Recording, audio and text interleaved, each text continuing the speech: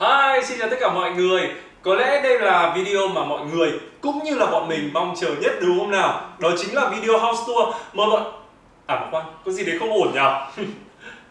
Bây giờ thì mời mọi người vào nhà bọn mình nhé.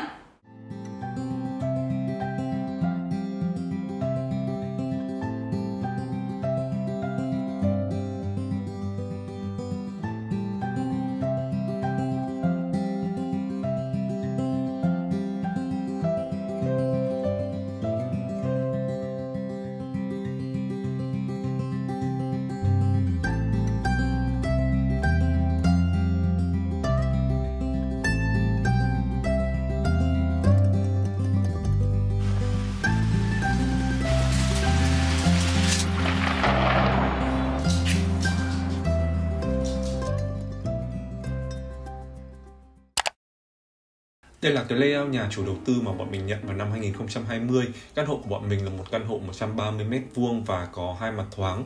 4 năm trước thì bọn mình đã sửa chữa và cũng đã thay đổi layout cũng như là phân chia lại các phòng rồi.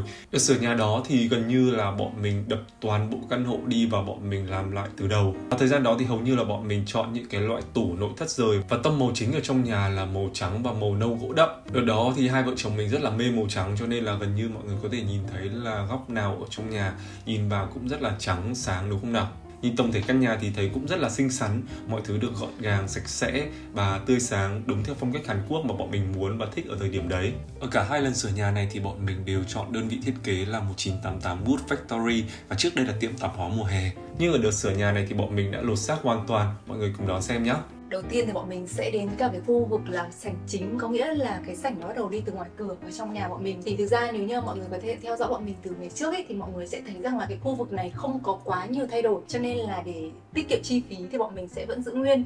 Ở đây ấy, thì khi mà ngay từ lối cửa vào thì sẽ có một cái gương ở đây. Bọn mình vẫn giữ cái gương này bởi vì nó rất là tiện lợi khi mà bọn mình có đi ra ngoài, bọn mình sẽ soi gương chỉnh đồ trước khi bọn mình đi ra ngoài. Thì bọn mình sẽ có một cái khu vực là để làm ghế ngồi, thay giày cũng như là để chuẩn bị khi mà đi ra ngoài thì sẽ ngồi đây để chờ hay là gì đấy. Nói chung đây là một cái sảnh chờ. Và mọi người nhìn thấy ở đây trên này thì mình sẽ có một cái khu vực để mà mình treo túi, những cái túi mà mình hay mang đi ra ngoài đường này. Đó, ở đây thì sẽ có một cái hốc để mà mình để những cái đôi giày mà mình hay đi, những cái đôi dép đi trong nhà hoặc là đi dép lê đi ra ngoài thì bọn mình sẽ có một cái hốc ở đây. Nhưng cái hốc này còn có một cái công năng nữa, đấy là chun thì rất là hay chui vào cái hốc này khi mà bọn mình đi vắng, cho nên là đây cũng gọi là cái ổ của chun được. Đối với bọn mình ấy thì một cái sảnh chờ khi mà mình bước vào căn nhà rất là cần thiết, tại vì mình không muốn là khi mà mình bắt đầu mình bước vào căn nhà một cái thì mình sẽ nhìn thấy cả không gian nhà luôn, mà sẽ còn có một cái lối đi nhỏ để đi vào, thay hết tất cả giày dép ở đây rồi là trang phục bên ngoài, túi xách các thứ, rồi sau đấy thì mình sẽ mới bước vào trong nhà. Ơi, hôm nay em Chan lại là người chiếm góc này à? Em Chan khi mà bọn mình đi ra ngoài thì giày dép ở đây nó sẽ được kiểu bỏ ra bớt ý, cho nên là tụi nó rất là thích chui vào đây. Nhưng mà nhìn chung ấy thì là cái tủ này của bọn mình thì để được khá là dày. Đấy, mọi người có thể nhìn thấy bọn mình để được rất là nhiều giày ở trong này. Ở trong này thì mình sẽ để mũ này cũng như là giày dép của Cam. Bọn mình có rất là nhiều mũ cho nên là mình cũng đã phải làm một cái dây kéo như này. Cái này thực ra là mình tự chế thôi mọi người, chứ nó không đi kèm theo cái tủ. Mình mua cái này trên Shopee. Ở trên này thì bọn mình cũng có rất là nhiều những cái đồ, ví dụ như là những cái đôi giày ít đi hoặc là những cái đồ dụng cụ như là đồ bơi hay đồ tập ít đi thì bọn mình sẽ để ở trên khu vực trên cao này. Ở cái khu vực này thì mọi người thấy rằng là bọn mình đã phân cách sàn. Ngoài này vẫn là một cái sàn gạch dạng gỗ, nhưng mà khi mà vào đây một cái thì sẽ là sàn gỗ luôn. Mình rất là thích cái sự phân cách này vì nó cảm giác là hai cái khu này nó là hai cái thế giới riêng biệt. Cái máy lọc không khí này thì nó đã theo bọn mình cũng tương đối là lâu rồi, chắc cũng phải cỡ 5 năm gì đấy, và mình vẫn thấy là nó còn tốt và mình vẫn giữ sử dụng. Mình muốn để nó ở đây để khi mà mình đi về nhà một cái là cái thao tác của mình là mình đã có thể bật máy lọc không khí lên và làm cho không khí trong nhà sạch hơn. Và ở đây thì mọi người cũng sẽ nhìn thấy là cái layout của nó không có thay đổi nhiều so với cả trước kia. So với nhà cũ của mình là vẫn sẽ có một cái tủ ở đây, vẫn sẽ có một cái sảnh nho nhỏ ở đây nữa. Ở đây treo tranh, có đèn chiếu tranh này, xong rồi cũng là phủ gỗ ở đây. Thì cái này nó sẽ làm cho cái khu này nó mềm mại hơn rất là nhiều. Có một cái cây ở đây. Và ở trên này chị giới thiệu với mọi người, đây là Asiêm nhà mình. Và mình có nuôi một con cá ở đây và mình đặt tên cho nó là Xiêm. Thì khi mà mình đặt ở đây, lúc mà mình đi về nhà ấy, mình có một cái sinh vật sống ở đây thì mình cũng sẽ cảm thấy ngôi nhà của mình nó sống động hơn rất là nhiều. Con cá này thì nó cũng không cần phải lọc khí oxy hay là cầu kỳ nhưng những cái loại cá cảnh khác, cho nên rất là dễ nuôi. Mọi người thì nhìn thấy ở đây có một nhân vật, đấy là con Tuyết nhà mình. Ngày trước ý thì Tuyết nó chỉ có đứng độc lập một chỗ thôi, nhưng mà khi mà mình sửa nhà ấy thì mình đã quyết tâm là mình sẽ làm cho nó một cái ngôi nhà, một cái ổ để nó có thể được giấu ẩn vào bên trong. Thứ nhất là nó cũng sẽ thẩm mỹ hơn, và cái thứ hai là nó cũng sẽ sạch sẽ hơn rất là nhiều. Cái hộp này thì mình làm nó tương đối là sâu, để sau này nếu như mà mình có thay sang một cái loại máy robot hút bụi khác ấy, thì mình vẫn yên tâm là nó vẫn có không gian để mà nhét vừa. Một cái lưu ý cho mọi người khi mà mọi người có muốn làm những cái hộc tủ để mà giấu những con robot hút bụi vào trong ấy, thì mọi người hãy lưu ý đến những cái khoảng cách quy định ở hai bên, cũng như là cái khoảng cách của cái mắt thần để mà con robot của mình nó có thể ra vào dễ dàng. Ví dụ như là con Tuyết nhà mình chẳng hạn, thì nó cần có một cái khoảng không gian ở xung quanh để nó có thể là lùi chuồng rồi là ra khỏi chuồng cho nó thật là thuận tiện. Thì cái đó mình phải tính kỹ, nếu không thì nó sẽ rất là bất tiện trong quá trình mình sử dụng. Con robot này thì mình vẫn hoàn toàn là có thể kéo ra, kéo vào để mà mình thay nước, vệ sinh các thứ, chứ nó không bị cố định ở trong cái hộp này. Khi mà mình đóng cái này vào thì nó sẽ chỉ còn lộ ra cái phần body dưới của Tuyết thôi.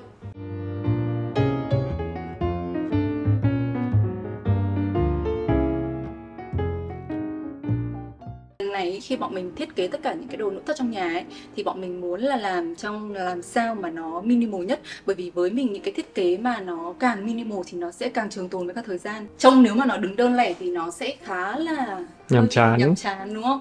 Nhưng mà khi mà nó lên tổng thể nhà mình thì mình thấy là nó rất là hợp. Ở đây thì sẽ là hai cái hộp ngăn kéo để bọn mình để những cái đồ dùng, ví dụ như là chuẩn bị ra ngoài đường như chìa khóa xe ô tô, kính hay là gì đó, để thêm những cái giày dép đi trong nhà, hoặc là những cái giày dép đi ra ngoài đường mà trông nó hơi nhem nhuốc một chút xíu thì mình sẽ để ở đây. Và ở đây thì sẽ có cái ngăn mà để những cái đồ của Chun-chan, như là những cái đồ xích này hoặc là những cái đồ chơi của Chun-chan thì mình sẽ cất hết vào trong ngăn này. Mình thấy rằng là cần có một cái tủ ở cái lối sảnh đi ra vào là rất cần thiết. Và cái thứ hai ấy, đấy là cái vấn đề là decor cái khu vực xung quanh đấy nó cũng rất cần thiết, bởi vì nó sẽ tạo cho mình cái cảm giác là mình đã về đến nhà, mọi thứ trông nó đã có cái sự khác biệt khi mà mình bước từ không gian bên ngoài vào trong không gian bên trong của ngôi nhà. Mọi người sẽ nhìn thấy rằng là cái phần tường với cả cái phần nội thất này thì nó có cùng một cái mã gỗ với nhau mà ở video trước bọn mình đã nói. Ngoài việc thay đổi về thẩm mỹ ra thì cái mảng gỗ này nó giúp cho bọn mình thêm được rất là nhiều những cái công năng sử dụng trong đời sống hàng ngày. Tất cả các bề mặt này đều là những ngăn tủ ẩn phía bên trong. Đây. Mọi người nhìn thấy là bọn mình có rất là nhiều những cái đồ đạc linh tinh, bọn mình vẫn còn chưa sắp xếp hết được, nhưng mà cụ thể thì ở đây sẽ là những cái đồ ví dụ như là đồ dụng cụ để mà sửa chữa các thứ của bố Kiên. Mình thì mình sẽ không thích những cái như là kiểu nó mở tự động ấy, tức là mình ấn một cái là nó mở ra. Tại vì nhiều khi mà mình đứng đây chẳng hạn mà mình ấn vào một cái thì nó sẽ bị bật ra, cho nên tất cả những cái cửa này thì bọn mình vẫn làm theo kiểu truyền thống, đấy là sẽ sử dụng bản lề để mà có thể kéo ra kéo vào, để tránh trường hợp ví dụ như nhà mình có con nhỏ chẳng hạn, nhiều khi kiểu ấn vào đây một cái thôi là nó sẽ bị bật ra ngay thì sẽ rất là dễ vào mặt của em bé. Nên là tất cả những cái bề mặt này thì bọn mình đều làm là kéo bản lề hết tất cả. Ở trong này thì sẽ là một cái khu mà có chứa những cái đồ như là âm ly rồi là đồ chơi điện tử. Và đây cũng là cái chỗ mà để cái khu đồ tập của mình, tại vì là buổi sáng khi mà mình tập tành ở đây các thứ thì mình lấy cái dụng cụ tập ra nó cũng sẽ rất là tiện. Nếu như mình chỉ để cái mảng này là gỗ không thôi thì sẽ rất là phí, để được cực kỳ nhiều đồ ở trong này. Thật ra là cái hệ tủ mà nó kết hợp với cả tivi như thế này thì nó không còn gì mới mẻ. Nhưng mà mọi người nếu để ý kỹ thì mọi người sẽ thấy là thay vì việc là bọn mình làm tủ kịch trần thì bọn mình sẽ để một cái khoảng ở trên ra. Mọi người làm như vậy thì cái phần tủ tivi của mọi người trông nó sẽ mềm mại hơn.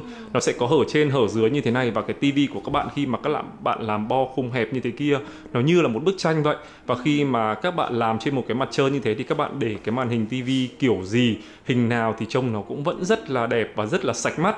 Đấy là một cái mà mọi người lưu ý ha. Quan trọng nhất là ở cái hệ tủ này, đấy là cái vát cong kia. Mẹ nói cho mọi người cái vát cong. Đây là một trong những cái mà ngay từ lúc đầu khi mà thiết kế thì mình đã nói với bố Kiên là mình muốn làm, thứ nhất là nó phải full gỗ, cái thứ hai đấy là nó phải có những cái đường vát cong như thế này ở trong nhà.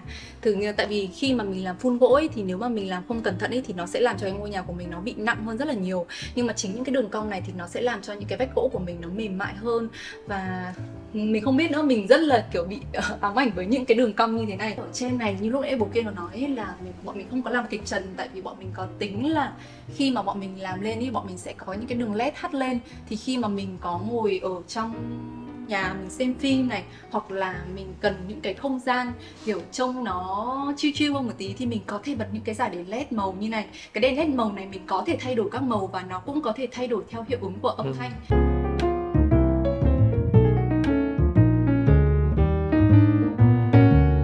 Dưới này là rất nhiều cái ngăn tủ, mọi người có thể đếm sơ sơ. Ở đây là có 4-6 ngăn, 4 đến 6 ngăn gì đó. Những cái ngăn tủ này thì bọn mình để những cái đồ như là album ảnh của gia đình này, rồi là những cái đồ thiết bị quay chụp ngay ở đây thôi, để bất cứ lúc nào mình cần là mình đã có thể có thao tác luôn ở trong cái khu vực nhà mình được rồi. Và ở dưới này thì mình vẫn làm một cái không gian hở như này để mình có thể decor theo mùa. Ví dụ như đến mùa Noel chẳng hạn thì mình có thể làm một cái decor nho nhỏ kiểu lò sưởi gì đấy ở dưới cái tivi, cũng sẽ rất là ấm cúng. Cái đường cong này thì mọi người nhìn thấy là ở kể cả những cái tiểu tiết như này, chỗ đoạn này này là cong lõm vào thay vì là cong lồi ra như ở kia. Lõm vào ở đây, và đến đây thì nó sẽ vòng như thế này, nó làm cho cái mảng tường này nó mềm mại hơn rất là nhiều. Cái tivi này bọn mình vẫn xài cái tivi cũ, nhưng mà thay vì việc là bọn mình để chân thì bọn mình có mua một cái giá treo.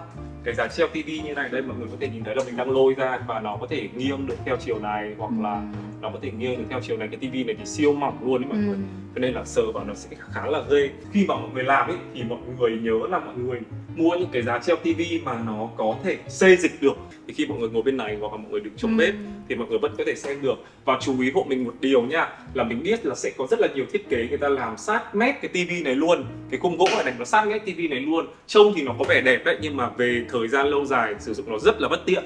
Ví dụ như là mọi người muốn thò tay vào để mọi người lau rửa, hay là mọi người kéo ra khi mà có một cái sự cố gì đấy, nó rất là khó. Cái nữa là khi mà mọi người làm kín như thế, cái loa tivi, cái loa trực tiếp gắn với tivi nó ở bên sau cái tivi, nó bị kín như thế, cái âm thanh nghe ra nó sẽ không còn hay đâu.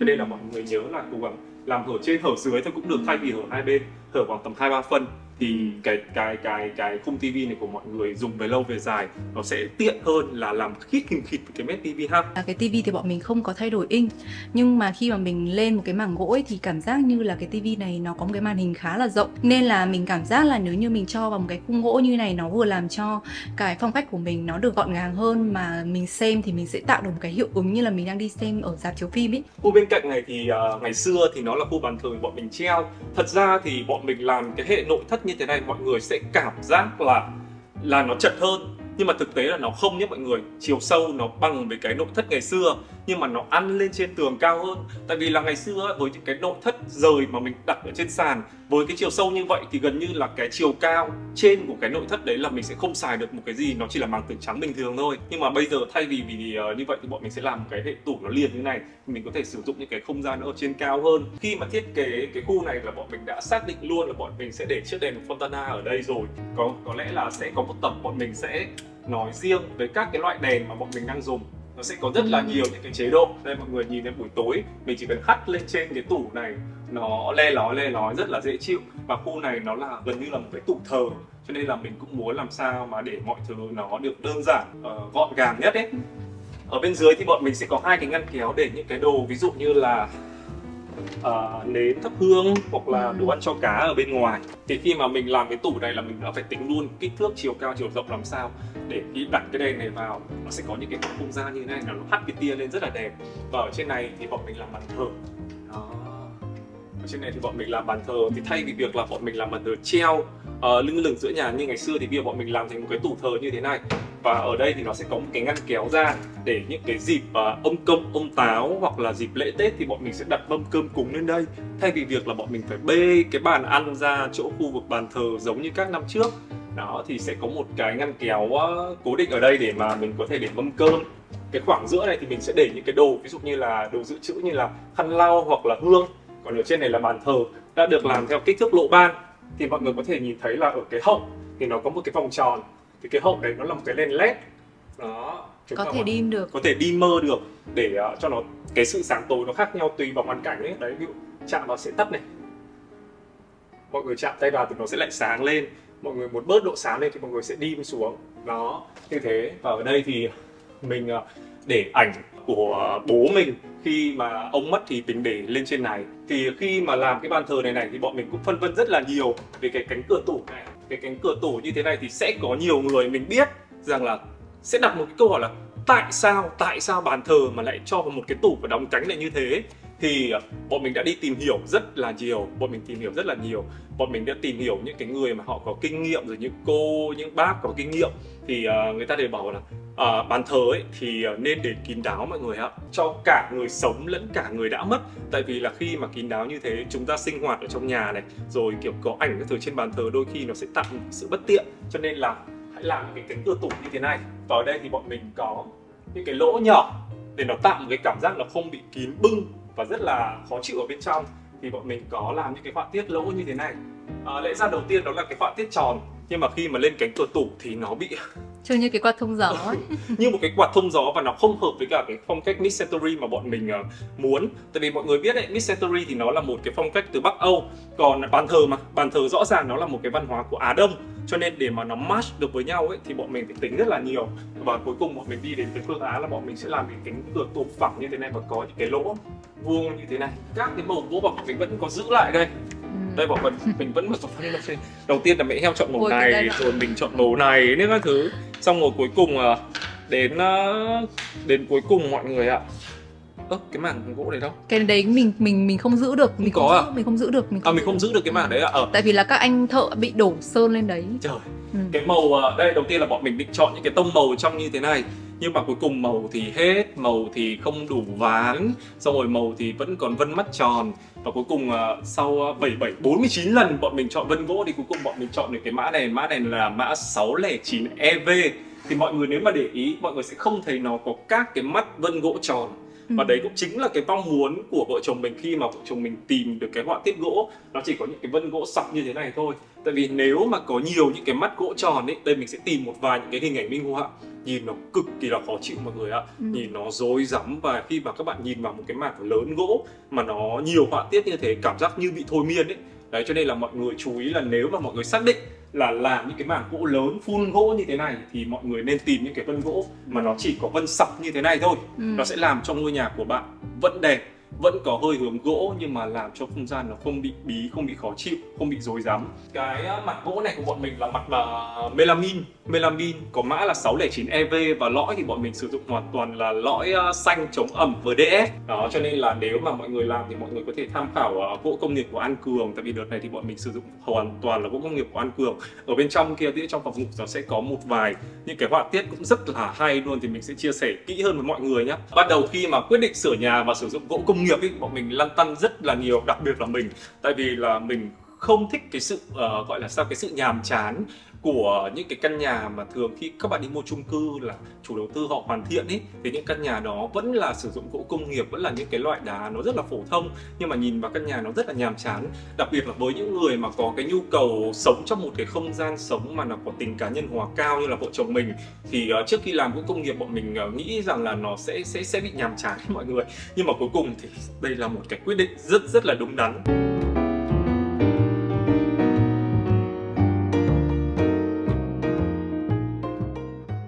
Ở không gian phòng khách thì đây, tất nhiên rồi, chúng ta sẽ phải có bàn trà và sofa. Thực ra là tâm đắc nhất thì cũng không đúng, bởi vì bất cứ một khu vực nào trong lần sửa này mình đều rất là tâm đắc. Cái khu vực này thì mọi người có thể thấy rằng là về cơ bản nhé, những cái layout, sắp xếp vị trí của sofa, bàn trà, rồi tivi các thứ ở đâu thì nó vẫn giống hệt với cả cái ngôi nhà cũ của mình.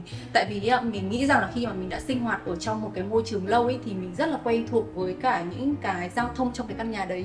Thực ra là nó không phải là một phong cách hoàn toàn mới, thế nhưng mà bọn mình muốn là làm cho mọi thứ nó trông có cái sự chững chạc hơn và nó khác hẳn với cả cái style cũ của bọn mình. Đấy là phong cách mid-century. Và cái phong cách này là một cái phong cách mà nó khá là ảnh hưởng mình nhiều, từ trong việc là decor nhà cửa, rồi ngay cả những cái như là style cá nhân của mình hay là lối sống của bọn mình. Đây là một cái ghế sofa mà nó cũng mất rất nhiều thời gian của mình. Tại vì là thế này, mình tính là mình sẽ đi mua một cái ghế sofa sẵn, mình sẽ đầu tư một cái ghế sofa sẵn và nó xịn một chút xíu. Nhưng mà khi mà mình đi tìm thì mình tìm mãi không có một cái ghế nào mà nó vừa ý với cả mình. Có một cái model ghế thì có một cái model ghế mà mình rất là ưng ý thì phải ship từ Úc về, và nó khá là mất thời gian cũng như là chi phí độ lên cực kỳ cao. Cho nên là mình quyết định là mình sẽ đặt và làm ngay ở tại Việt Nam. Mình cũng sẽ để cái đơn vị mà giúp mình thi công cái ghế này, đấy là Hair Studio. Các bạn ý làm cho mình rất là nhiều đồ từ ghế cho đến giường. Mình sẽ để ở đây để cho mọi người có thể tham khảo. Cái kiểu dáng của cái ghế mình không muốn nó bị cầu kỳ quá, mình muốn nó thật là đơn giản, nhưng mình cũng không muốn nó bị kiểu basic quá. Và mình muốn rằng là cái ghế của mình nó cũng mang cái màu sắc cá nhân của mình, chứ mình không muốn rằng là bất cứ mình đi lên Instagram mình xem bất cứ một ngôi nhà nào mình cũng đều thấy rằng là cái ghế này nó y hệt cái nhà đấy. Thì cái ghế sofa này nó sẽ là những cái cục rời như thế này. Cái này mình có thể xếp được thành chữ L này, mình có thể xếp thành hình vuông song song này, mình có thể xếp thành hình vuông. Cái cục này nó không quá là nặng, sức của mình có thể là kê được. Mình đã luôn ấn định ở trong đầu lúc mà mình sửa cái nhà này, đó là mình muốn nó có một cái gam màu nó không phải là màu be. Nghĩa sao nó không phải là một màu be? Tại vì màu be nó sẽ mang lại một cái cảm giác cái ngôi nhà đấy nó giống như một cái ngôi nhà kiểu mẫu cho rất nhiều ngôi nhà khác. Thì lúc đầu mình đã nghĩ đến là mình sẽ làm một cái màu hơi kiểu thiên về màu xanh một chút xíu. Nhưng mà nó sẽ rất là khó trong những cái việc ví dụ như là bọn mình quay chụp này, bọn mình cần một cái bố cục để quay chụp thì cái màu xanh nhiều khi nó bị rực quá và nó không có tiện lợi trong lúc mà bọn mình làm việc. Cái thứ hai đấy là cũng phải là một cái màu sofa tối màu, tại vì so với các cái sofa trước ấy thì mình để ý rằng khi mà mình giữ một cái ghế sofa màu trắng hoặc là màu be để mãi trong cái trạng thái sạch, ở nhà có trẻ con và những trẻ nhỏ như thế này thì thực sự là một điều không thể. Cái chất liệu ở đây nó rất là mềm, mình ngồi lên mình không cảm thấy là nó bị thô ráp. Cái đệm của ghế cũng không bị quá là cứng, cũng không quá là bị mềm lún. Cái chất liệu mà khi mọi người làm ghế sofa thì mọi người cũng nên lưu ý một cái, đấy là những cái chất liệu mà nó như kiểu là chất liệu nhung ấy, như cái gối này chẳng hạn. Khi mà mình ngồi lên ấy, mình sẽ tạo thành được những cái vệt ấy, và nó làm cho cái cảm giác cái ghế đấy tuy là nó mềm mại hơn nhưng mà nó sẽ làm cho cái ghế đấy bị nhanh bật. Mình cũng đã rút kinh nghiệm đấy là mình không làm những cái chất liệu nhung hoặc là tạo vệt, nó chỉ hoặc là da lộn ấy, hoặc là da lộn, nó sẽ rất là dễ bị lộn. Mình nghĩ rằng là cái ghế sofa gần như là nó là một cái trọng tâm rất là lớn khi mà mình bước vào trong căn nhà. Những cái ghế sofa mà khi mà mình ngồi xuống một cái là mình chỉ muốn kiểu chìm sâu vào nó và mình chỉ muốn là nằm thôi ấy, thì nó sẽ tạo cho mình cái cảm giác là nếu như mình có làm việc tại nhà thì mình sẽ rất là dễ kiểu bị thôi miên bởi những cái ghế đấy, mình sẽ rất là dễ bị ngả ngốn. Cho nên là mục đích của mình thì mình sẽ chỉ quay lại là thứ nhất nó là cái ghế để mà mình có thể ngồi xem tivi trong cái thời gian ban ngày, và cái thứ hai đấy là những cái lúc mà gia đình ngồi kiểu quây quần sau khi mà ăn tối hoặc là buổi sáng hay là như nào đấy thôi. Tức là nó chỉ nhằm một mục đích đấy là ngồi, chứ không có để nằm ngả ngốn. Còn khi mà mình đã muốn thư giãn, mình muốn giải trí thì mình sẽ có không gian trong phòng ngủ đó. Cho nên là cái diện tích ghế sofa mình làm nó vừa phải thôi, để nó không bị chiếm quá nhiều không gian nhà của mình. Đối với mình, một cái bộ bàn ghế thì sẽ luôn luôn phải có một cái armchair, để khi mà mình tiếp khách chẳng hạn thì mình sẽ là người chủ nhà, mình sẽ ngồi ở cái vị trí này để có thể tiếp khách. Đây nói chung là đây là những cái ghế kiểu để dành cho gia chủ. Cũng muốn là nó sẽ có một cái gam màu nó nặng hơn so với cả những cái gam màu khác ở trong nhà mình, tại vì nó full đen như này thì nó sẽ cân bằng lại được cái màu sắc.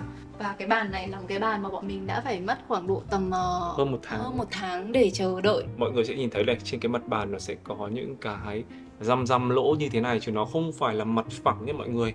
Những cái lỗ này thậm chí là lỗ sâu luôn á. Bề mặt này thì bọn mình chọn chất liệu là travertine. Đây là trong những cái chất liệu mà mình nghĩ rằng là nó cũng đang khá hot thời gian này. Nhưng mà bản thân mình ấy, khi mà mình đi xem bàn ấy thì mình đã bị ấn tượng, bởi vì là thứ nhất là nó là một cái phiến đá tự nhiên. Mình rất là thích mang những cái chất liệu tự nhiên vào trong nhà của mình. Cái thứ hai ấy, đấy là mình rất là thích làm chất liệu bằng đá, bởi vì là khi mà mình sử dụng cái bàn trước của mình là bằng kính thì mình thấy rằng là trong cái thời gian sử dụng mình rất là mệt mỏi những cái đoạn như là đặt cốc nước lên nó sẽ bị hằn những cái vệt nước, hoặc là đặt đồ ăn hơi bẩn lên một tí là nó sẽ rất là có nhiều những cái vệt bẩn ở trên mặt bàn. Cái thứ hai đấy là nếu nhà mọi người có trẻ con thì mọi người cũng sẽ luôn luôn bị kiểu sợ là những em bé mà có tác động mạnh cái gì một cái mà nó vỡ một cái thì mình cũng rất là sợ. Và nếu như mà có làm kính cường lực thì nó sẽ bị ánh lên một cái màu xanh, nó sẽ không còn thể là một cái mảng kính trong suốt nữa.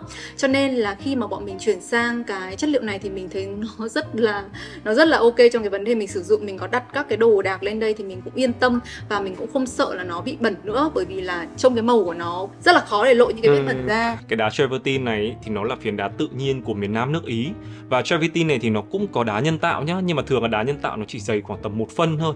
Còn ở đây bọn mình xài hoàn toàn bằng đá tự nhiên, cho nên là nó dày 2,5 phân.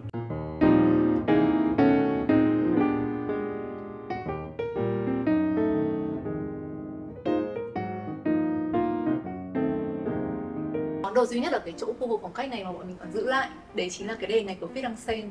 Cái đèn này bọn mình đã mua cách đây 3 hay là 4 năm rồi. Và đây là một cái đèn mà mình cực kỳ thích. Thì đây nó có một cái chữ ký của nhà thiết kế của cái chiếc đèn này. Rồi bây giờ sẽ nói cho mọi người một cái, đấy là trong cái khu vực phòng khách này nếu như không có cái chi tiết này thì nó sẽ không làm cho cái phòng khách của mình nó ấm cúng được. Đấy chính là cái rèm này. Bọn mình có chia sẻ với mọi người rồi đây là khi bọn mình lắp một cái rèm màu be sáng lên thì cái cảm giác là lúc đầu mình nghĩ rằng là chắc chắn là nó sẽ ăn dơ bởi vì nó rất là dễ dùng, nhưng mà khi mà lắp lên ấy thì nó lại không có được như mong đợi bọn mình. Nó gần như là nó phản lại hết tất cả những cái đồ ở trong nhà. Và thế là bọn mình sau khoảng độ mấy lần thay thì bọn mình đã quyết định là bọn mình sẽ chọn cái gam màu này. Nó là một cái gam màu hơi nâu cà phê. Cả cái voan của nó mình cũng sử dụng màu nâu cà phê luôn. Cái gam màu này ấy, nó làm cho cái ngôi nhà của mình nó ấm hơn rất là nhiều và nó thể hiện rõ được cái phong cách mid-century mà bọn mình đang theo đuổi. Khi mà mình chọn cái màu rèm này ấy, thì chị Hà là cái đơn vị bên thi công rèm cho mình sẽ để đây cho mọi người có thể tham khảo. Thì chị Hà cũng tư vấn với mình là sợ cái gam màu nâu nó sẽ làm cho cái nhà của mình trông nó bị dừ quá không. Đó, khi mà xung quanh của mình đã là gỗ hết rồi thì nhưng mà bọn mình vẫn quyết định là bọn mình sẽ theo cái sở thích của mình là mình sẽ làm màu sẫm như thế này. Có một bạn rất là tinh, hôm trước bạn bảo là chị ơi rèm này may không đều à. Đúng rồi, đó. Cái này quên mất bố nhắc vợ.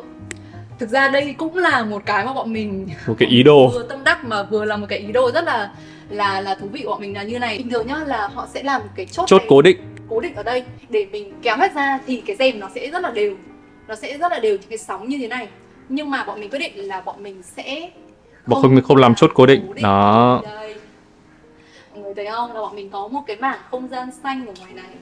Và nếu như mà mình làm cố định ở đây thì gần như là cái mảng này nó sẽ không thể nào mà nhìn thấy được nữa. Cho nên là bọn mình không làm cố định để mình có thể linh động trong cái cách sử dụng cái rèm này. Đó, chỉ cần thêm một cái không gian xanh thôi là cái không gian phòng khách của mình nó lại trở thành một cái phiên bản khác so với lúc nãy rồi, đúng không mọi người? Ngoài nói chung rất là thích mọi người ạ. Cho nên là đấy là cái ý đồ của bọn mình. Và ngoài cái set này ra thì mình còn có thể làm nó ra hết giữa như này. Tức là ví dụ như cái khoảng không ở giữa này của mình chẳng hạn, đôi lúc thì chói quá mình sẽ không cần dùng hết đến nó thì mình sẽ mở cả hai bên ra, tại vì bọn mình có hai cái tường cây mà. Mọi người thấy không? Là mình đứng xa ra thì mọi người sẽ thấy là có hai cái tường cây xanh ở hai bên như thế kia. Nó sẽ ăn dơ luôn vào cái không gian phòng khách như thế này.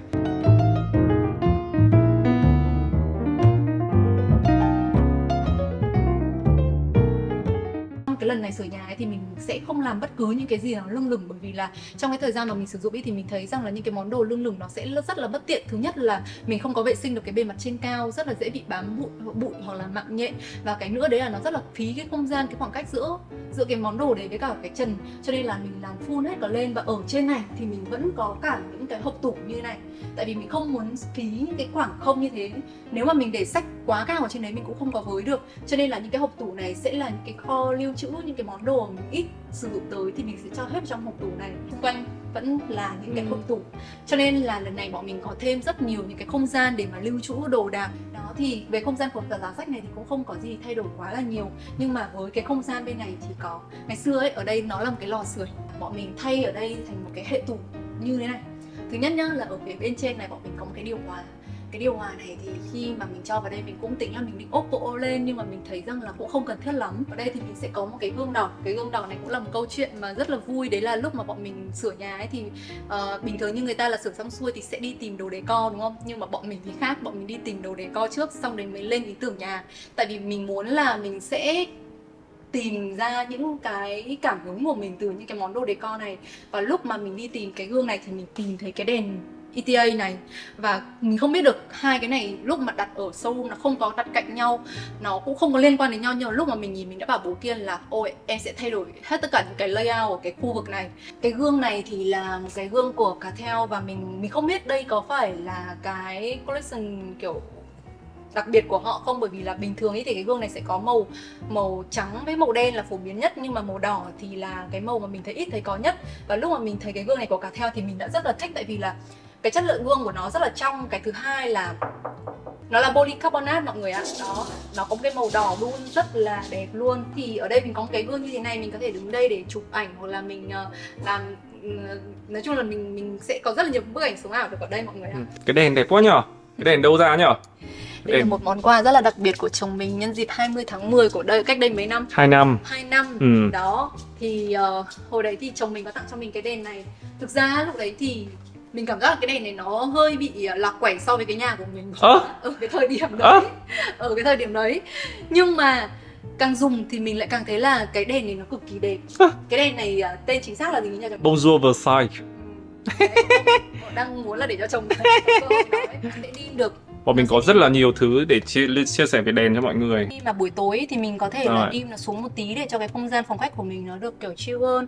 Ở trên này có lá và đây chính là lá ở ngoài vườn bọn mình. Tuy nhiên là mấy cái lá này hôm nay đang bị dùng lâu quá rồi, nó hơi bị héo rồi. Nghĩa ra hôm nay bọn mình sẽ phải thay lá chứ nhỉ? Tí nữa cắt. Tí nữa mình sẽ cắt vào. Nhưng mà rất thích mọi người ạ. Bọn mình sẽ ra vườn cắt lá và cắm vào trong này luôn, không mất tiền để mà mua hoa. Đấy, và nó sẽ làm cho bọn mình có một cái không gian xanh ở góc nhỏ này. Rất là nhiều những cái món đồ yêu thích của mình. Đấy chính là nến và tất cả những cái mà để tạo được mùi hương ở trong nhà mình. Rồi đồ thiền của mình cũng có ở đây luôn. Cái chỗ này sẽ là cái chỗ mà buổi sáng mình sẽ luôn luôn mở ra đầu tiên. Tại vì ở đây sẽ có trầm, sẽ có nến thơm, sẽ có cả những cái đồ dụng cụ thiền của mình ở bên này nữa. Và mình cũng sẽ có một món quà nhỏ cho mọi người. Rồi. Tí nữa một tí. Tại vì hôm nay đã rủ mọi người đến nhà chơi cho nên là bọn mình nghĩ rằng là cũng sẽ có một cái món quà gì đấy để cho mọi người có thể đem về. Trầm hương cũng là một trong những cái bộ môn mà mình rất là thích. Mình có một cái khay này của Hay và một cái trầm này mình mua ở bên Bali. Bali là những điểm đau. Càng lớn tuổi ấy, thì mình càng thích những cái món đồ mà nó mang cái tính chất ý nghĩa kỷ niệm. Hồi đấy mình còn trẻ, mình đi đây đi đó này, kiểu thế. Cho nên là mình rất thích. Mình đi Bali mình bị có 2 vết sẹo ở chân này. Đấy. Trông 2 thằng này mọi người.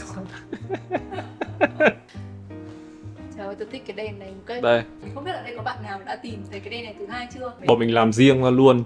Cũng là vát cong cái gỗ công nghiệp với mọi người ở đây.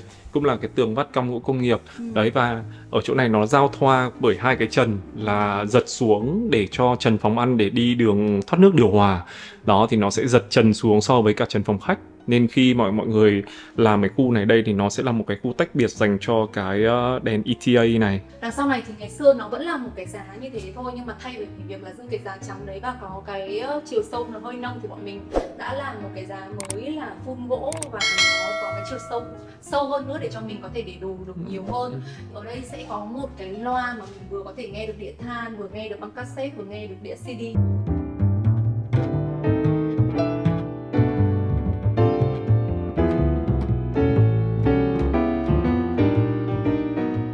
Đây là cái nhân tố mà làm cho bọn mình trễ ra cái vlog này rất là lâu, bởi vì bọn mình phải mất thời gian khoảng độ tầm 2 tháng cho chiếc bàn này. Trong cái thời gian bọn mình dùng ấy thì bọn mình thấy cũng có vài cái nhược điểm khi mình dùng bàn tròn, cho nên là mình muốn là có một cái bàn dài hơn. Nhưng mà nếu như trong nhà mình mà để một cái bàn hình chữ nhật hoặc là một cái bàn vuông ấy thì mình thấy là trông nó hơi bị bình thường và mình không thích lắm.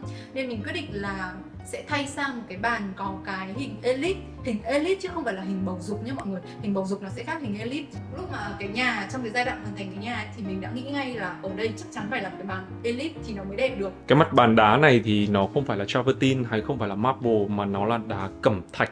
Thực ra nhá, cái diện tích thì nó chỉ to hơn cái bàn cũ của mình một tí thôi, nhưng mà mình cảm giác là mình ngồi ăn thì nó rộng rãi để được rất là nhiều đồ, các món ăn các thứ mình có thể khi có 2 vợ chồng thì mình sẽ ngồi tập trung vào một bên thôi, nhưng mà khi mà có khách có khoảng 4-5 người thì mình có thể dàn trải hết ra bàn như thế này. Ngoài đẹp ra thì nó còn phục vụ cái công năng sử dụng của mình rất là tốt nữa. Bọn mình đã tìm rất là nhiều nơi ở thành phố Hồ Chí Minh, nhưng mà cuối cùng thì bọn mình đi đến phương án quyết định là bọn mình sẽ đặt tao. Cái mặt bàn elite thì cái chân nó cũng phải elite và nó cũng phải có cái tỷ lệ đỡ để mà nó không bị bập bênh ấy mọi người. Cho nên là quyết định bọn mình lên trên đó đặt. Và đặt cái bàn này thì mình nghĩ là cũng không hề rẻ nhá. Bọn mình cũng tính bằng tiền chục triệu đấy, cũng không hề rẻ đâu nha. Đó là một cái nơi mà kiểu như là các cửa hàng người ta đăng thông tin của họ lên thôi và mình tìm. Mình tìm thôi, mình cũng phải đọc review rất là nhiều. Trong nhà mình thì những cái khu vực kia thì đã được decor cũng khá là dày đặc, cho nên là mình muốn ở cái khu vực phòng ăn nó là một cái khu vực mà trông nó minimal hơn một chút xíu. Đèn này thì bọn mình cũng mua được một thời gian khoảng độ mấy năm rồi. Chiếc đèn này thì tên là Bilia của Fontana.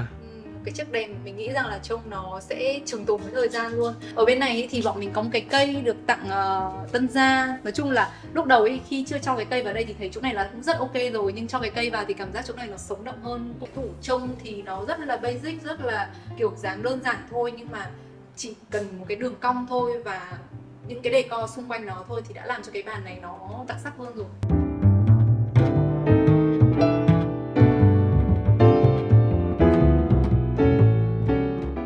Vẫn là cái layout giống như lần trước, thì bên này là khu vực ăn, thì bên này sẽ là khu vực bếp. Khu vực bếp nếu mà mọi người để ý thì nó sẽ không thay đổi quá là nhiều. Bọn mình có sơn xi lại cánh cửa tủ này. Và ở đây nếu mà mọi người để ý, ngày xưa có rất là nhiều những cái clip nấu ăn của mình, đằng sau này nó là những cái quang tầng để hở ra và có sơn màu nâu gỗ để mà làm điểm nhấn. Nhưng mà đợt này bọn mình quyết định là bọn mình bịt nó đi, bọn mình làm màu trắng. Đợt này là bọn mình chuyên để cái đồ bọn mình pha chế mẹ heo và mình để pha chế cà phê matcha ở đây. Là tại vì là chỗ này nó là máy lọc nước, bọn mình hay lấy nước ở đây. Xong rồi cái tủ bên này thì bọn mình sẽ lấy nào là cà phê, nào là các loại matcha, các thứ ở bên này. Đấy thì cái đảo bếp này nó sẽ là một khu để mà bọn mình pha chế. Cái đảo bếp này thì nó sẽ là một cái đảo bếp để mình chế biến. Thì giống như tất cả những cái vlog mà mọi người hay xem mình nấu ăn, thì khi mà mọi người mua về này, chế biến thực phẩm rồi rửa riết các thứ là đều ở đây hết. Cái này thì là khu vực nấu, bên này là pha chế này, bên này là chế biến này, bên này là nấu. Thì dầu mỡ bắn những cái gì thì nó sẽ chỉ bắn ở khu này thôi. Ở trên này sẽ là những cái khay để gia vị ở trên này. Đó, rồi hành tỏi nọ kia các thứ, rồi rất là nhiều những cái đồ mà ít sử dụng. Thay vì việc là cái giá hở ngày xưa thì bọn mình không dám để những cái đồ nó lộ lộ ở đây quá, nó sẽ bị xấu. Vì việc bọn mình đã làm cánh cửa tủ ra rồi, nấu nướng nó rất là tiện luôn. Bên này cũng là một cái tủ khác nữa mà để kiểu như là gia vị rồi các cái loại mắm muối, tương cà. Đợt này thì bọn mình có thay cái bồn này. Ngày xưa thì bọn mình cũng dùng một cái bồn đá, nhưng mà bây giờ bọn mình cũng đổi sang một cái bồn đá khác. Cái bồn đá này thì bọn mình cũng thay hệ thống vòi này luôn. Ngày xưa thì nó là màu kiểu màu hơi kem kem nhỉ. Còn bây giờ thì bọn mình chuyển sang màu xám. Thì cái này nó là cái bồn của Conap. Thì cái bồn của Conap này thì bọn mình cũng dùng vòi của Conap luôn. Và mọi người nhìn thấy cái vòi không? Có nghĩa là nó sẽ rất là match với cả cái màu xám của cái bồn đá này. Bọn mình vẫn thích bồn đá hơn là những cái bồn kim loại, cho nên là bọn mình chọn phương án này. Sẽ có những cái rút ra như thế này để mà chúng ta có thể thay đổi chế độ nước rồi xịt như này, thay vì việc nó là một cái vòi cố định. Nó là một cái vòi cố định giống như là cái vòi cũ của nhà mình. Có nhiều bạn bảo mình là tại sao vẫn dùng cái bồn chia 2 ngăn thay vì là bồn chia 1 ngăn. Tại vì là bồn chia 1 ngăn nhiều khi nó rộng, nó dọn rửa nên là thứ nó sẽ tiện hơn. Thì thú thực là mình có máy rửa bát ngay ở bên dưới đây rồi, cho nên là bọn mình có dọn rửa thì bọn mình cũng cầm, bọn mình chỉ tráng qua rồi úp từ bên dưới thôi. Nhưng mà tại vì là cái đặc thù công việc của mình là mình hay quay cái clip nấu ăn đấy mọi người, cho nên là mình luôn luôn cần một cái khoang bên này là cái khoang sạch sẽ để mà mình quay, mình chế biến. Thì đôi khi là những cái đồ mà mình chưa xài tới thì mình sẽ để sang cái khoang bên cạnh. Và có một cái điểm nữa mình cũng thích và mình chọn cái bồn này này. Mọi người nhìn cái hũ này. Cái hũ này nó là cái hũ đựng rác mà ở dưới bồn ấy nó rất là sâu. Nó rất là sâu. Thay vì việc ngày xưa nó chỉ là khoảng tầm 2-3 phân thì cái này nó sâu phải đến 6-7 phân. Cho nên nó chứa ở trong này những cái thức ăn thừa hay là những cái rác mà khi mà mình đổ vào trong này nó đọng lại ấy, nó rất là nhiều. Cho nên là cái họng rác này nó sâu, nó rất là tiện khi mà mọi người sử dụng này. Đầu của tháng 7 bây giờ cũng phải 3 tháng hơn rồi thì mình thấy nó chưa bị xước. Đúng Quan rồi. trọng là nó chưa bị xước. Đây. Đó, mọi người sẽ nhìn thấy cái lòng trong, tại vì mình vừa mới xịt nước vào. Đúng thì rồi. mọi người sẽ thấy là cái lòng trong này nó không bị xước. Mặc dù là trước khi mà mình sử dụng, mình có up story lên thì mọi người bảo là ở đồ của Conap này nó sẽ phải dùng cẩn thận một chút. Tại vì là cái bếp đá, cái bồn đá này nó rất là dễ bị xước khi mà để nồi niêu xoong chảo hay là dao kéo vào để nhẹ tay thôi. Thì mình thấy rằng là mình không có xước. Nó cực kỳ sạch sẽ luôn, và tất cả những cái đường tiểu tiết ở trên này nó không quá là khó để vệ sinh, rất là dễ để lau chùi vệ sinh, sạch sẽ gọn gàng luôn. Khi mà mọi người có một cái đảo bếp trần như thế này thì mọi người sẽ rất là ngại để những cái đồ chai lọ như này, tại vì là nhìn từ những cái góc khác vào trông nó sẽ rất là mất mỹ quan. Nhưng mà khi mà mình chia ra 2 bồn như này và mình có một cái giá đi kèm như này ấy, thì mình có thể để tất cả những cái đồ này xuống đây, và lúc đấy như bọn mình nghĩ là bọn mình sẽ hạ cái này xuống. Đó, cho nên là nhìn từ các góc khác thì nó sẽ vẫn là một cái bề mặt phẳng dưới cái phần này. Ngày trước ấy thì mình cũng chỉ có để các cái đồ chai lọ ở đây thôi. Tuy nhiên là cái này thì là do mình tự đặt những cái món đồ này ở trên Shopee thôi. Nhưng mà mình đặt những cái giá kệ này và mình nghĩ rằng là mọi người cũng thử tham khảo xem. Bởi vì ngày xưa ấy thì nó sẽ là những cái đường ống ở dưới này và mình không có để được nhiều đồ. Nhưng khi mà mình làm như này thì mình sắp xếp được rất là nhiều những cái đồ chai lọ gọn gàng vào, và nó sẽ sử dụng hết được cái không gian của cái khu tủ ở dưới này, thay vì việc là mình chỉ có thể để lưng lửng thôi và trông nó rất là vừa bộn. Lúc nãy thì khi mà mình đứng ở đây mình nói cái khu này mọi người sẽ cảm giác nó hơi sáng đúng không? Nhưng mà cái đèn led này mọi người, đó, chỉ cần chạm tay vào thì nó sẽ dim tối lại được. Mọi người thấy sự khác nhau không? Có nghĩa là nếu mà bình thường khi mà mình quay video cho mọi người xem, khi mà quay vlog ấy là sẽ dim cái đèn xuống, nó chỉ cần sáng hơi mờ thôi là nó đã đủ ánh sáng rồi. Nhưng mà nếu mà mình sử dụng hàng ngày ấy, thì mình sẽ phải làm cho nó sáng rực lên như thế này. Tức là nhìn ở ngoài thì nó sẽ không bị sáng, để lên nhìn hình cho sẽ nó bị rõ rực. như thế. Thì đây mẹ gì cái máy vào đây, mẹ mọi người có thấy cái chấm xanh xanh không? Đó là cái loại led thôi. Mọi người chạm tay vào thì nó sẽ dim tối xuống. Mọi người để tay vào, ấn đây vào, đó thì nó lại sáng lên. Đến buổi tối thì mình vẫn còn muốn ánh sáng hắt hiu ở đây một tí thì mình sẽ dim nhỏ nó xuống như này. Thì mình nhìn từ cái không gian phòng khách vào đây thì mình sẽ vẫn thấy là nó rất là chill, nó lại là như một cái kiểu đèn trang trí cho mình. Ở khu vực tủ dưới này thì vẫn là những cái ngăn kéo công năng như ngày xưa. Đây là những cái đồ để mình pha trà đạo đấy. Dưới này thì đại loại là nó cũng không thay đổi gì nhiều. Nó cũng không thay đổi gì Nó vẫn nhiều. vậy, bọn mình chỉ có sơn si bên ngoài trông cho nó mới mẻ hơn thôi. Ban công sau thì là khu giặt và khu kho của nhà mình. Thực ra ấy, mình rất tâm đắc khu này mọi người. Lúc đó bọn mình có chia sẻ với mọi người là bọn mình định cải tạo khu phòng vệ sinh và khu kho này là hai khu duy nhất thôi. Tuy nhiên thì sau đấy là nó kéo theo cả nhà. Nhưng mà cái khu kho này vẫn là một cái khu mà mình cảm thấy xứng đáng cho cái lần mà bọn mình cải tạo này. Mọi người sẽ nghĩ đây là một cái kính vằn đúng không? Nó vẫn là cái kính cũ của gia đình mình nhá mọi người nhá. Nó vẫn là cái kính trong. Nó là kính trong nhá. Nhưng mà bọn mình đã dán đề can. Để đứng xa để đây mẹ đứng ngoài đi, mẹ đứng ngoài đi. Đấy, kiểu như là nó sẽ bất tiện khi mà thông sang nhà hàng xóm ấy. Nhưng mà nếu mà cứ che cái tấm rèm ở đây khi mà mình mở cửa ra thì thứ nhất là phần phật. Cái thứ hai là mình nấu nướng ấy, nó sẽ ám những cái dầu ăn rồi khói lên đây rất là mất vệ sinh. Thế thành ra là mình đã thay đổi bằng cách rất đơn giản thôi, là bọn mình chỉ cần dán một cái đề can lên đây thôi. Nó vừa thẩm mỹ mà nó lại giải quyết được rất nhiều vấn đề cho bọn mình. Xưa ấy thì nếu như mọi người có thể xem những cái clip cũ của bọn mình thì kho nó chỉ có đúng một cái công năng, đấy là mình sẽ để cái khu giặt sấy ở đây.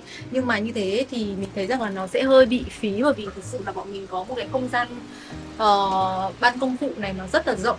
Và nếu như chỉ để như thế thôi thì nó hơi phí, cho nên là mọi người thấy là cách giải quyết bọn mình đấy là bọn mình đã thêm hệ tủ ở đây. Không biết lên camera thì sẽ như thế nào, thế nhưng mà ở ngoài thì mình vẫn cảm thấy là rất là thoải mái để đi lại và rộng rãi. Thì bây giờ bọn mình đã thay nó thành cái hệ tủ như thế này. Ở trên này thì mình có cả một cái hệ tủ rộng như này để với những cái nồi mà mình hay sử dụng nhất khi mà mình mang vào bếp để mình sử dụng. Có máy làm bánh của bố Kiên. Ở đây thì sẽ là, mọi người nghĩ là tủ đúng không? Đúng là tủ nhưng nó sẽ làm cái đèo bếp phụ. Ở đây thì bọn mình có những cái nồi mà bọn mình sẽ nấu những cái món mà nó hơi kiểu nhiều mùi một chút xíu. Và ở dưới này thì là cái chỗ mà mình để đồ giặt rồi bình chữa cháy trước các thứ, bởi vì bên này thì nó vẫn là cái cống thoát nước của máy giặt. Đó, ở đây thì sẽ là có một cái đảo bếp phụ như này, và cái đảo bếp này mình đã cứu cánh được bọn mình rất là nhiều trong cái việc sử dụng công năng sử dụng cho khu vực bếp. Sẽ có một cái hệ thống mới, đấy là cái tháp giật giấy này. Cái tháp giật giấy này mình mua với LG, và đến thời gian này sử dụng thì mình thấy rất hài lòng với việc là chuyển từ hai cái thiết bị riêng giặt sấy vào chung một cái tháp như này. Ở trên này thì sẽ là những cái đồ giặt mũ các thứ. Hai cái bên này bọn mình vẫn để nó là tủ. Trong này mình sẽ vẫn để cái đồ giặt sấy của mình ở trong này. Lúc đầu bọn mình nghĩ rằng là nó sẽ không thể nào mà có một cái công năng nào giải quyết được ở cái khu vực này cả. Nhưng mà đến khi cái tủ này thành hình thì bọn mình đã rất tâm đắc nó, bởi vì là mọi người có thể nhìn đây, mình có rất là nhiều khu vực để giải quyết cho việc nấu nướng và tích trữ đồ. Ở trên này thì sẽ là những bọn mình còn chưa sử dụng hết đấy, nhưng mà mình sẽ để kiểu lọ hoa. Ngày xưa thì mình sẽ phải để hết nó vào trong kho hoặc là trên những cái giá kệ hở ở đây, nhìn trông sẽ rất là mất mỹ quan và phải dọn dẹp nhiều. Còn ở đây thì sẽ là một cái nồi chiên không dầu đấy, khi nào mình nấu thì mình chỉ cần mở nó ra thôi, cũng rất là tiện. Dùng xong cái là đóng, chứ đỡ phải bưng ra bưng vào hoặc là để trên bề mặt vào bếp ở trong nhà. Còn ở trong cái kho này thì thực ra lúc ban đầu bọn mình định tính là bọn mình sẽ sửa toilet vào cái kho đúng không? Nhưng mà cái kho thì lúc mà bọn mình tính ra thì cái chi phí độ lên rất là cao. Và thực ra chỉ có đúng một cái mục đích, đấy là làm cho các cái tủ này nó rộng ra một tí thôi, thì mà phải bỏ hết tất cả cái hệ tủ cũ này đi thì bọn mình thấy là vừa phí, mà cái thứ hai là lại tốn thêm nhiều tiền. Thế nên là bọn mình quyết định là bọn mình sẽ tự sửa lại cái kho này mọi người ạ. Không có đặt cái gì mới và cũng không có sửa sang lại gì nhiều. Nhưng ngày xưa ấy thì cái sàn này ở đây nó bị ố một cái đoạn ở đây, mình đã không quay lại. Nhưng mà mình đã xử lý bằng một cách, đấy là không cần phải làm ốp gạch mới, cũng không cần phải gọi thợ hay như nào. Mình đã mua những cái miếng đề can giả gạch ở trên Shopee, có mấy chục một miếng thôi. Nói chung là cái sàn này nó chỉ rơi vào trăm mấy thôi. Nhưng mọi người nhìn đâu, mọi người nhìn qua camera hoặc mọi người nhìn ở ngoài luôn, mọi người sẽ không phát hiện ra đây là rất là mịn màng, những cái sàn giả gạch, và nó rất là dễ để mà mình có thể thi công, và nó chỉ dày có tí, nên cho nên là mình có thể ốp lên sẵn cái nền gạch của mình. Còn các cái giá kệ này thì vẫn y nguyên như thế. Tuy nhiên là hôm trước mình đã đóng thêm một cái hệ giá này ở đây. Đó, tại vì ngày xưa lúc mà mình định sửa ấy là mình cũng định làm cả cái hệ giá ở đây. Nhưng mà nếu mà làm chỉ vì làm cái hệ này mà làm lại nguyên các cái hệ tủ này thì nó tốn kém quá và cũng hơi lãng phí nữa. Bên này thì sẽ chỉ để những cái đồ dùng liên quan đến thực phẩm thôi. Ví dụ như là thực phẩm sử dụng hàng ngày, gạo, ghép các thứ mì. Rồi là những cái ngăn này thì sẽ là để những cái rau củ quả gì đấy mà mình muốn tích trữ. Đấy, ở trong này hết. Và bên này thì mình sẽ có cái khu dụng cụ để mà máy hút bụi các thứ. Thì về cơ bản là cái kho của bọn mình thì bọn mình đã hoàn toàn là tự tay cải tạo lại nó để cho đỡ bị mất thêm một cái khoản chi phí nữa. Thì mình nghĩ rằng là khi mà mình làm nhà ấy, tất nhiên là cái gì mình cũng muốn thay mới thì nó sẽ trông sáng sủa và xịn sò hơn. Nhưng mà sẽ có những cái thì mình sẽ phải cân nhắc là mình có tái sử dụng được cái cũ, hoặc là chỉ cần là mình đầu tư một chút về cái việc là decor nó lại thôi thì nó sẽ thay đổi và nó sẽ tăng được thêm cái ứng dụng. Nên là mình nghĩ rằng là cái kho này là mình hài lòng rồi.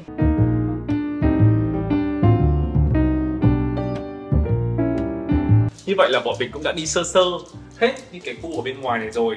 Thì bây giờ chúng ta sẽ đến một cái phòng bên ngoài, đấy là toilet ở bên ngoài. Thì trước khi mà vào toilet ở bên ngoài thì các bạn biết đấy là cái phòng ăn của bọn mình thì sẽ thông vào cái walk-in closet ở bên trong, là cái phòng thay quần áo ở bên trong.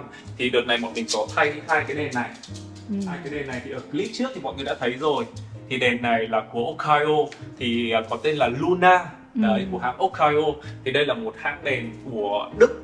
Thì bọn mình rất là thích cái đèn này. Ví dụ như là mọi người tắt nó đi này, thì khi mà tắt nó đi thì cái mặt ngoài của nó sẽ là một cái mặt tráng gương, nó giống như một cái gương cầu lồi. Đây cũng là một cái mà bọn mình rất thích này, tại vì là khi ở ngoài mình sẽ như có một cái gương cầu lồi với mọi người. Khi mà mình đặt đơn hàng thì ở bên Đức người ta mới bắt đầu sản xuất và người ta email cho mình. Đấy, thì cái đèn này nó có một cái hay thì đơn giản nó không chỉ là tắt bật đâu mọi người. Thứ nhất nhá, là dim được này. Đó, mọi người sẽ thấy này. Ví dụ đây là sáng 100% thì nó sẽ sáng như vậy. Nếu mà lóa thì mình sẽ giảm đi và xuống để nó không lóa, nó sẽ sáng hắt hiu như thế này. Và nó có một cái hay nữa, đấy là cái này nó sẽ thay đổi được cái độ Kelvin của ánh sáng, là từ ánh sáng từ 2007 cho đến 4000K, là từ ánh sáng vàng cho đến ánh sáng trung tính. Thì các bạn sẽ nhìn thấy cái đèn này nó sẽ chuyển qua màu trung tính, nó sẽ trắng hơn, nó sẽ có nhiều ánh sáng xanh hơn, thì nó sẽ trở thành màu trắng như thế này. Nói chung là nói về đèn thì bọn mình có rất nhiều câu chuyện cũng như là những cái tính năng để chia sẻ cho mọi người kỹ hơn, chứ nếu mà nói trong một cái tập này thì mình nghĩ là 2 tiếng cũng không đủ. Rồi bây giờ thì sẽ vào toilet. Đây chính là cái lý do đầu tiên mà bọn mình định sửa nhà và cuối cùng là nó phát sinh ra quá nhiều. Trong toilet đầu tiên thì ở những cái tập mà nhà cam sửa nhà trước của cái series này thì mọi người đã thấy là mình đã nói là việc mình sẽ sửa cái toilet này rất là nhiều. Đây, mời mọi người vào trong ạ. Đầu tiên là cái cửa màu nâu ạ. Thì ngày xưa thì cái cửa màu nâu thì bọn mình đã sơn lại thành một cái cửa màu trắng để cho nó hòa hợp với cả không gian chung của cả nhà. Bọn mình vẫn giữ cái cửa ngày xưa. Đấy, bọn mình chỉ có sơn lại nó thành màu thật ra không phải màu trắng. Cái này là màu bê. Màu ngà, màu be ngà. Đi vào trong này thì như ở tập trước thì mọi người đã biết là mình lát cái loại gạch gì rồi, và cái ron này thì mình chip bằng cái chip ron epoxy 2 thành phần. Đó thì mọi người cũng đã biết rồi đúng không? Thì đây là tổng thể cuối cùng khi mà nó lên nội thất. Thì đầu tiên là khu bên này trước đi mẹ. Đầu tiên thì với cái tủ toilet này thì thay vì việc là ngày xưa bọn mình để một cái bức tranh ở đây như mọi người nhìn thấy đúng không? Thì hầu như để bức tranh ra thì nó chả giải quyết được vấn đề gì cả. Ngoài thì vẫn là cái chiều sâu đấy, nhưng mà bây giờ bọn mình đã làm cái tủ kịch trần này rồi. Và cái tủ này mọi người nhìn thấy này, nó sâu chỉ có từng này thôi. Vậy thì sâu chỉ có từng này thì mọi người để được cái gì? Mọi người nhầm nha, để được rất là nhiều thứ giấy vệ sinh. Thay vì việc là ngày xưa mà bọn mình phải để ở ngoài kho thì bây giờ bọn mình đã có một cái ngăn như này, bọn mình để giấy vệ sinh này, một cái cuộn giấy vệ sinh này nó bằng đúng với kích thước cái tủ này luôn, cộng với cả những cái loại tẩy rửa hay là những cái loại xà phòng mà bọn mình chưa xài tới hoặc là đang fill vào trong những cái chai mà bọn mình dùng ở bên trong, thì nó sẽ có một cái tủ như thế này. Ngày xưa ấy, giấy vệ sinh thì bọn mình để ở ngoài kho, và mỗi lần mà hết giấy rồi thì lại em ơi, Cam ơi, chồng ơi, kiểu cứu kiểu như thế. Nhưng mà bây giờ mỗi toilet thì bọn mình có một cái tủ ở ngay cái bệ xí luôn, cho nên là chỉ cần hết giấy phát là mình có thể mở vào bên trong mình lấy như thế này, cũng giảm tải cho cái kho rất là nhiều. Đó, thì ở bên này là một cái tủ mặc dù nó rất là mỏng nhá mọi người, nhưng mà để được nhiều ha. Nhưng mà để được rất là nhiều thứ ở đây, thậm chí một cái chai tẩy rửa to như thế này, cao như thế này. Đấy, mọi người để ở trong này vẫn thoải mái. Sang cái lavabo, thay vì lavabo nổi như ngày xưa và nó có những cái khuyết điểm như là trước mình có nói với mọi người ấy, thì bây giờ là đã là lavabo âm Và trên một cái mặt đá như thế này, cái vòi cũng không phải là một cái trụ nữa mà là một cái vòi mà được gắn âm vào tường như thế này. Thì mọi người mở ra, đó, nó rất là sạch sẽ cho những cái viền xung quanh này, mọi người chỉ cần lau một cái đi là xong. Còn cái này là kiểu bạt cam ấy, thường là mọi người sẽ dùng những cái bát khăn mặt là những cái thanh ngang đúng không? Nhưng mà mình biết mà trẻ con mà mọi người, nó sẽ khó mà kiểu treo lên mà để nó thẳng ngay ngắn được như thế này. Cho nên là rất là tâm lý là mình làm chỉ đơn giản một cái móc lên cam, vắt lên một cái như này là xong. Hôm nay mặc dù quay video nhưng mà mình không dọn gì luôn ở bên trong. Mọi người cảm giác nhìn này không? Một cái tủ gương kịch trần như thế này ở tủ lavabo. Mở bên trong ra rất là nhiều thứ, những cái đồ như thế này, những cái chai lọ mỗi loại một phách như thế này và mọi người có xếp gọn gàng với nhau. Đúng thì rồi. Nhìn nó cũng vẫn sẽ không gọn gàng. Cho nên là cái cách duy nhất để làm là giấu hết tất cả nó đi. Nó rơi vào khoảng tầm từng này, nó khoảng tầm 12-13 phân. Nó cũng không quá là sâu đâu mọi người ạ. Tại vì là làm mà sâu quá mà nó trồi ra nhiều quá, nhìn nó lại cực kỳ mất cân đối với cả cái phần vòi với cả cái phần bồn ở bên dưới. Ở dưới này thì mình cũng có một cái tủ nhỏ, một cái tủ nhỏ để mình để ví dụ như là máy sấy hay những cái đồ mình ít xài, hoặc là đây những cái khăn lau. Đó, các bạn mà muốn kiểu như là nó thẩm mỹ hơn thì các bạn đấy rồi các bạn để nó ở dưới như này, các bạn đóng lại cực kỳ là thoải mái luôn mọi người ạ. Sự rất tâm đắc với lần sửa nhà tắm này của mình. Những cái đường gạch như thế này, thứ nhất là về cái chất liệu gạch như này nó làm cho cái phòng tắm của mình nó sạch sẽ, không quá nhiều ron gạch. Kể cả là những cái đường chít keo như này nó cũng không bị mốc. Nó cũng là keo chứ nó không phải là xi măng. Nếu mà nó là xi măng và cái bề mặt nó là bề mặt nhám ấy, thì dùng một thời gian nó vẫn sẽ bị ố và bị mốc. Nhưng mà như mình đã chia sẻ ở hình như là tập 2 của cái series này thì là bọn mình sử dụng keo để mà keo chít ron nhé, chứ không phải là xi măng chít ron. Vào trong này một xíu, cái trong này thì hơi nhỏ một xíu mọi người nhé. Thì cái kính, hệ thống kính ở đây thì cái kính này bọn mình làm là kính cường lực và bọn mình làm là hệ thống cửa slim. Slim này thì nó sẽ nhẹ hơn. Kính này là kính slim và bọn mình làm sọc như thế này thì nó sẽ giúp cho mọi người một cái thẩm mỹ là những cái cặn canxi của nước. Mặc dù là hôm nay quay nhưng mà mình không có cọ đâu, nhưng mà mọi người thấy là hầu như cũng rất là khó để mà nhìn thấy cái cặn canxi nó bám trên một cái tấm kính như thế này thay vì là một tấm kính trơn. Ở trong này thì mình cũng đã sử dụng một cái hệ thống vòi nước như thế này. Đó, mở ra như thế này để nó có cái vòi nước để mà rửa chân các thứ chẳng hạn. Nhưng mà nếu mà không dùng tới là mình sẽ gộc vào như thế này để cho bạn cam bạn đi tắm rửa nó không bị va đập vào người, nó sẽ bị đau. Bọn mình sẽ fill những cái đồ mà bọn mình hay sử dụng vào những cái chai lọ này, nhìn nó cũng sẽ đẹp hơn. Và ở đây sẽ có vòi tắm này. Và ở trên này là mình thích tắm mưa ấy, cho nên là mình thường xài cái vòi ở trên này để mà tắm. Chia sẻ mọi người luôn là cái toilet này mình tận dụng của cái toilet cũ nhá. Cái này mình không có mua mới. Đang nói về toilet thì mình sẽ dẫn mọi người sang cái toilet ở trong phòng master của mình luôn. Đối với cái toilet này thì chủ yếu là mình với cả Bố Kiên sử dụng. Còn tại vì là Cam thì sẽ có cái toilet nhỏ kia. À không, cái toilet này còn có cả Chun Chan sử dụng nữa. Cái toilet này thì là ở trong phòng ngủ master của mình và nó diện tích thì nó rộng hơn. Bên này rồi, sao lại giấu cái thức ăn ở trong toilet hả Chun? Ở trong cái toilet này thì lúc đầu bọn mình cũng đã phân vân đến cái việc là có nên làm tắm đứng không. Tuy nhiên thì bây giờ hiện tại thì cái số lượng người thành viên trong nhà mình ấy thì chỉ có 3 người thôi. Và nếu như mà làm phòng tắm đứng ấy thì cái phòng này nó sẽ bị chặt đi rất là nhiều, cũng như là không thể sử dụng cái bồn tắm này thoải mái được. Nên là bọn mình vẫn quyết định là không có làm tắm đứng, cũng không có phân cách cái khu này ra để làm cho cái phòng tắm nó bị chặt hơn. Những cái thay đổi lớn nhất đấy là về các cái hệ tủ ở trong toilet này. Mình có rất là nhiều những cái hệ tủ to như thế này để mà mình để đồ.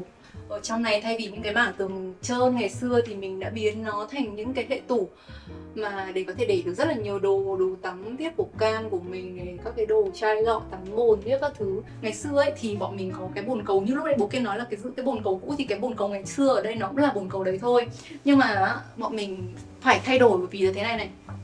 Khi mà mình nuôi Chun Chan ấy, có một cái vấn đề là buổi tối Chun Chan ngủ của bọn mình và nó cũng sẽ vào đây để đi vệ sinh, có khay đái. Chun Chan thì được cái rất là ngoan là ban ngày thì tụi nó không có đi vệ sinh ra nhà, nhưng mà đến tối thì sẽ có một cái thói quen là sẽ có 2 khay đái ở đây. Nhiều hôm á, kiểu đang ngủ vào xong đi vào thì sẽ kiểu bị đái lệch khay, hoặc là sẽ kiểu bị chống đối cái gì đấy thì sẽ gác chân lên những cái bồn cầu để đái.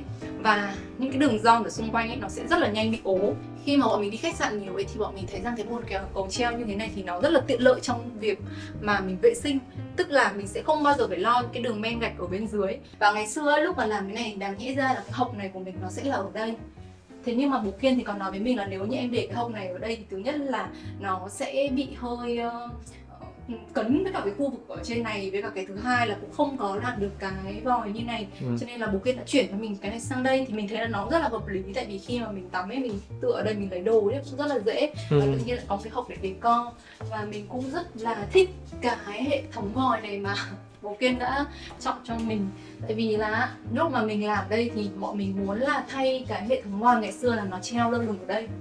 Thế nhưng mà bây giờ thì nó sẽ ra đây, thì thứ nhất là mình thích là cái nước này của nó là một cái dòng nước như thế này, trông nó rất là kiểu chill ấy, và nó cũng rất là tiện khi mà mình tắm rửa. Bên này thì thứ nhất là mình sẽ có cái chỗ này để mà mình decor. Thực ra mình bây giờ có thể là do mình cũng bắt đầu lớn tuổi rồi, cho nên là ngoài yếu tố decor ra thì mình vẫn muốn là bất cứ một cái gì nó phải có công năng để sử dụng, chứ nó không thể chỉ mang tính chất để decor được. Bởi vì decor ra thì xong rồi mình cứ đi kiểu lau chùi nó rất là mệt ý.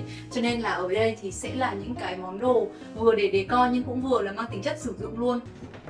Đấy, bên này chưa để gì mà. Trông thế thôi, nhưng mà những cái hộp này mình để được rất là nhiều đồ. Những cái đồ mà ít khi mình sử dụng đến thì mình làm cái kho lưu trữ ở trên này. Cá nhân vợ chồng mình nghĩ nhất là mọi người khi làm tủ, mọi người giống như mẹ Heo chia sẻ ở phòng ngoài ấy, là mọi người nên làm kịch trần ở cái chỗ này. Nhưng ngoài phòng khách của bọn mình thì bọn mình có hắt đèn led ở trên, cho nên là bọn mình phải để hở cái đó. Và lâu lâu kiểu như là mấy tháng thì bọn mình lau ở trên đến một lần. Nhưng mà nếu mà những nơi mà mọi người không hắt đèn led lên trần ấy, thì mọi người nên làm tủ kịch trần luôn như thế này. Trông như thế này thôi, trông nó minimal như này thôi, nhưng mà đây mình mở ra cho mọi người xem. Và mình để được rất là nhiều đồ. Rất nhiều đồ. Ở dưới nữa chứ. Mình còn chưa để hết. Ở bên dưới nữa chứ. Ở bên dưới nữa. Rất là nhiều đồ. Nhiều lắm. Ngày xưa mọi người nhớ không, ở đây mình có một cái giá, mà cái giá đấy bây giờ vẫn ở ngoài kho. Thì cái giá đấy nó chỉ có lưng lửng ở đây thôi, mình vẫn để được nhiều đồ. Nhưng khi mà mình để đồ như thế thì mình thấy thế này là nhiều đồ quá, lúc nào mình cũng phải sắp xếp để trông cho nó gọn gàng và lau chùi. Mà thực tế thì không thể lúc nào mà nó cũng được như lau như ly được, nó vẫn sẽ dễ là bị bám bụi. Cái thứ hai đấy là nó là đồ skincare, cho nên là mình cũng muốn là nó phải được kiểu ở trong một cái môi trường kiểu kín, tránh ánh nắng mặt trời rồi tránh bụi biết, để cho nó đỡ bị mất vệ sinh. Đây sẽ là một cái máy để mà rửa đồ trang sức này, rồi là đồng hồ, rồi các cái thiết bị nặn mụn nặn mép các thứ thì mình có một cái máy ở đây. Ở đây thì là một cái tủ làm mát mini để mà mình để đồ skincare các thứ ở trong này. Thì tất cả những cái thiết bị này ngày xưa ấy thì mình không có chỗ để đề.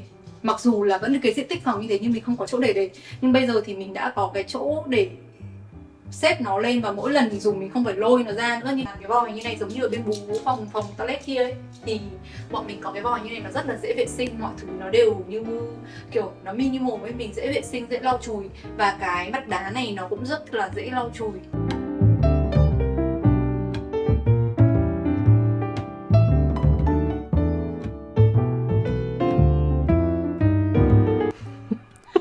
Bây giờ chúng ta sẽ đi ra phòng ngủ. Bây giờ đang là phút thứ bao nhiêu rồi mọi người comment của mình với, chứ thực sự đến lúc này là bọn mình quay phải 2 tiếng đồng hồ rồi đấy. Thì trong cái phòng ngủ này, nếu như mọi người đã xem từ những tập trước thì mọi người sẽ thấy được nó cũng khá kỹ rồi. Thực ra là về layout mọi người thấy là nó cũng không khác gì. Cái giường nó vẫn ở đây, cái tivi nó vẫn ở đây, cái bàn trang điểm nó vẫn ở đây. Nhưng mà nó đã khác về cái style, nó đã khác về cái chất liệu. Ở ngày trước ấy thì bọn mình, xung quanh của bọn mình đều là tường và những đồ nội thất rồi. Nhưng cái năm trước thì bọn mình rất là thích đồ nội thất rồi, vì bọn mình thích cái sự linh động của nó trong cái việc decor. Nhưng mà khi bọn mình bắt đầu lớn tuổi hơn rồi thì bọn mình lại thích những cái mà nó cố định vào hơn. Ở trên này thì nó sẽ là một cái mảng phun gỗ như này.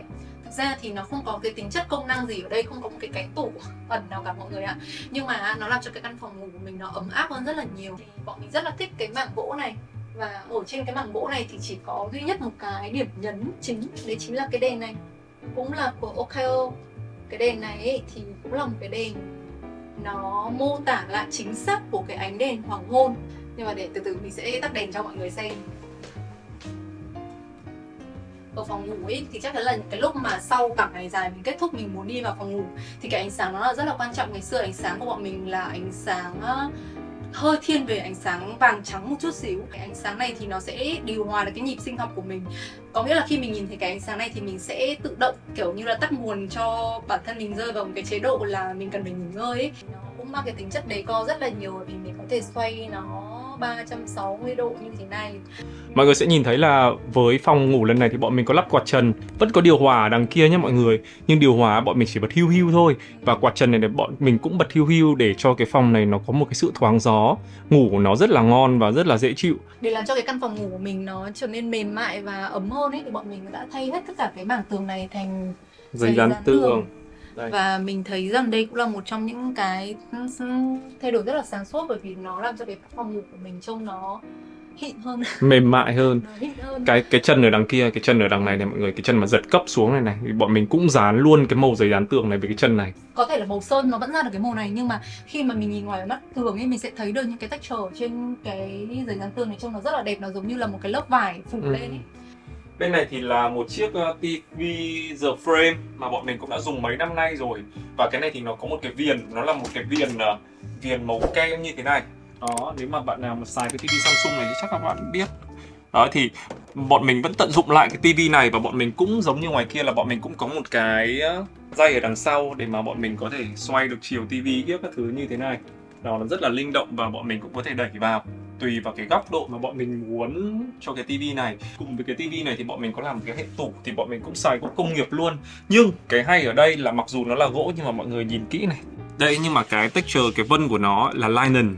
Linen là vải đũi mọi người. Nó là gỗ nha mọi người, nó là gỗ công nghiệp luôn. Cái này thì bọn mình cũng xài lõi chống ẩm MDF, nhưng mà mặt bên ngoài thay vì là melamine giống như là những cái mặt gỗ này thì nó là mặt laminat. Mặt laminat này thì nó sẽ có nhiều vân hơn và giá thành nó cũng cao hơn.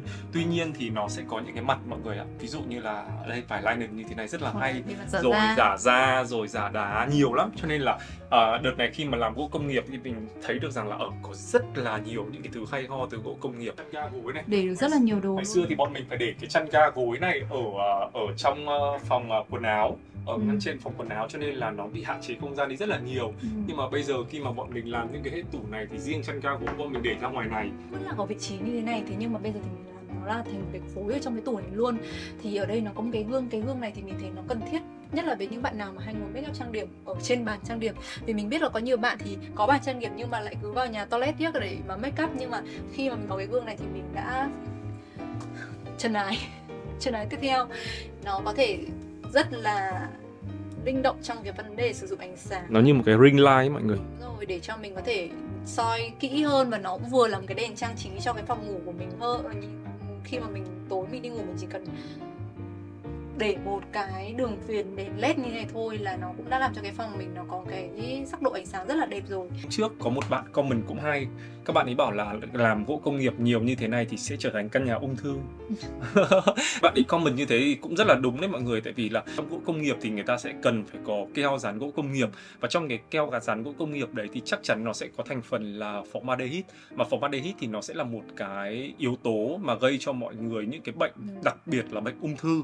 Đấy, cho nên là với những cái gỗ, mình không biết rằng là các bạn thử xem là với những bạn nào mà mua những cái tủ hay là những cái vật dụng gì bằng gỗ công nghiệp mà với giá thành thấp ấy, thì mọi người sẽ ngửi thấy cái mùi gỗ nó hơi hăng hăng và nó sẽ hơi bị cay cay. Nếu mọi người sử dụng lâu trong một thời gian dài là mọi người sẽ thấy nó hơi cay cay mắt và đôi khi nó còn bị khó thở nữa.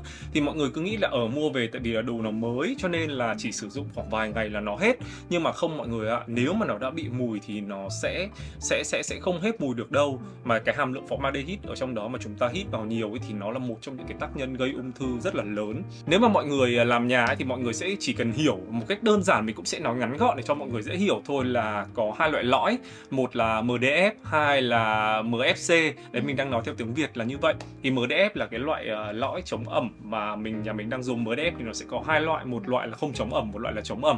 Thì nhà mình kể cả những cái tủ ở trong phòng ngủ các thứ như thế này thì mình cũng sử dụng lõi chống ẩm luôn. Lõi MDF này thì đạt được cái tiêu chuẩn E2, còn cái lõi MFC ấy thì lại đạt được hẳn tiêu chuẩn E1. Với cái tiêu chuẩn E1 đấy thì gần như là không có tác hại gây được ung thư theo những cái tiêu chuẩn của hiệp hội ở bên châu Âu.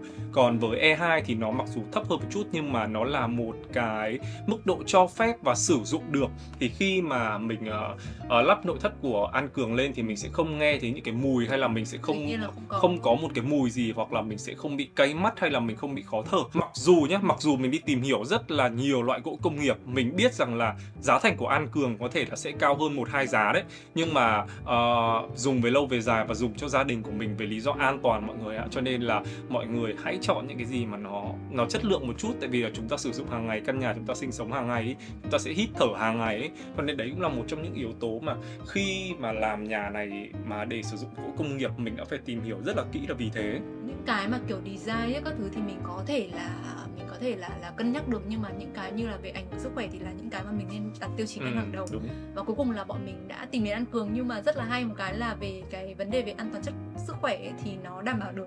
Cái thứ hai là về yếu tố thẩm mỹ thì bọn mình gần như là mở ra một cái chân trời mới ấy, mọi người. Bọn mình không hề nghĩ rằng là cái gỗ công nghiệp bây giờ họ có thể là biến hóa nó kiểu nhiều màu sắc như thế, từ cái việc là giả được rất là nhiều những cái vật liệu như là mặt đá này, rồi là bề mặt vải này, rồi bề mặt da này, xong đấy rồi là về màu sắc cũng quá là trời nhiều màu sắc để cho mình có thể lựa chọn luôn, và nó có thể làm được rất là nhiều những cái hình khối. Thế nên là mình nghĩ rằng là mình đã chính thức thoát khỏi anti gỗ công nghiệp rồi, và thực sự mình thấy đây là một cái rất là nên đáng để mà mình tham khảo khi mà mình sửa nhà. Thật ra thì sau cái lần sửa nhà này thì bọn mình có thêm một cái kinh nghiệm nữa. Với kinh nghiệm của lần sửa nhà trước thì bọn mình biết được nhiều về gỗ tự nhiên, còn lần sửa nhà này thì nó sẽ biết được nhiều về gỗ công nghiệp.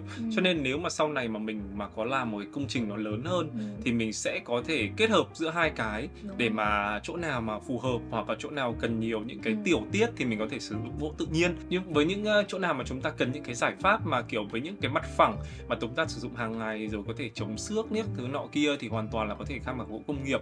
Ở tập trước thì bọn mình có nói với mọi người về cái rèm này rồi. Nói chung cái rèm này thì mình cũng chỉ muốn chia sẻ thêm, giống như cái rèm của ngoài bóng cách bọn mình cũng không làm cố định. Cái rèm này của bọn mình ở chỗ này thì nó có một cái góc một cái góc chữ L như này. Nếu như mà mình làm rèm cố định thì mình sẽ không thể nào mà nhìn thấy được cái quang cảnh, cái view đẹp thế kia cơ mà. Như này. Thực ra thời tiết nó không được đẹp lắm, nhưng thật mà buồn quá này. Xanh hoặc là có hoàng hôn thì mọi người tưởng tượng không, mình nằm đây và mình sẽ nhìn thấy full cả một bầu trời hoàng hôn ở đây rất là đẹp. Nếu mà mình cố định rèm thì nó sẽ bị che và cái tầm mắt của mình nó cũng sẽ bị hạn hẹp hơn. Và bên cạnh phòng ngủ của bọn mình thì vẫn sẽ là cái phòng closet như ngày xưa, làm cái phòng để mà bọn mình để quần áo, cũng là cái phòng mà mình làm việc ở bên này. Phòng này thì bọn mình không có thay đổi gì nhiều trừ cái màu sắc đèn ở trên trần thôi, thì bọn mình chuyển hết về ánh sáng 3000K. Tại vì phòng này bọn mình không có sửa gì, cho nên là cách liên kết duy nhất của phòng này với cả không gian bên ngoài là bọn mình thay đổi màu sắc ánh sáng. Và khi mà màu sắc ánh sáng ở trong phòng này được thay đổi thì nó sẽ liên kết với không gian ở bên ngoài kia luôn. Cũng làm lại cái rèm, ngày xưa thì cái rèm nó màu trắng hơn, nhưng bây giờ thì mình làm cái rèm này thì trông cái màu nó cũng sẽ tệp với cái nhà ở ngoài kia hơn. Và khi mà mình thay đồ ở đây thì cái rèm này nó vẫn còn một cái lớp dày ở bên trong, mình kéo hết vào bên trong nữa. Thì khi mà mình thay đồ thì mình kéo vào thì gần như là ở bên ngoài không nhìn thấy gì. Đó, còn ở đây thì sẽ là các cái tủ đựng đồ quần áo của mình ở trong này thôi. Đấy, nói chung là cũng không có gì thay đổi ở trong những cái tủ này cả. Và những cái tủ này thì bọn mình cũng để được rất là nhiều đồ quần áo rồi đồ dự trữ ở trên này.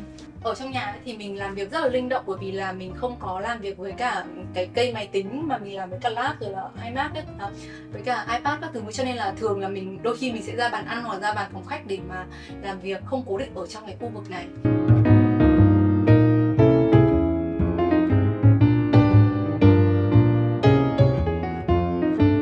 Rồi bây giờ sẽ là một cái căn phòng mà bọn mình cũng đã chia sẻ với mọi người rất là nhiều ở trước đó. Thế nhưng mà cái căn phòng này thì cũng có rất nhiều cái thứ để chia sẻ cho mọi người khi mà nó đã thành hình như thế này. Thì như mọi người có theo dõi trước kia thì đây là một cái căn phòng đơn, tức là một cái mặt bằng đơn cho một căn phòng riêng. Thì cái căn phòng này trước đây thì nó sẽ có hai công năng sử dụng, đấy là phòng cho Cam và phòng làm việc cho bố Kiên. Tuy nhiên là tất cả mọi thứ thì nó sẽ ở trên một mặt bằng và không có phân chia.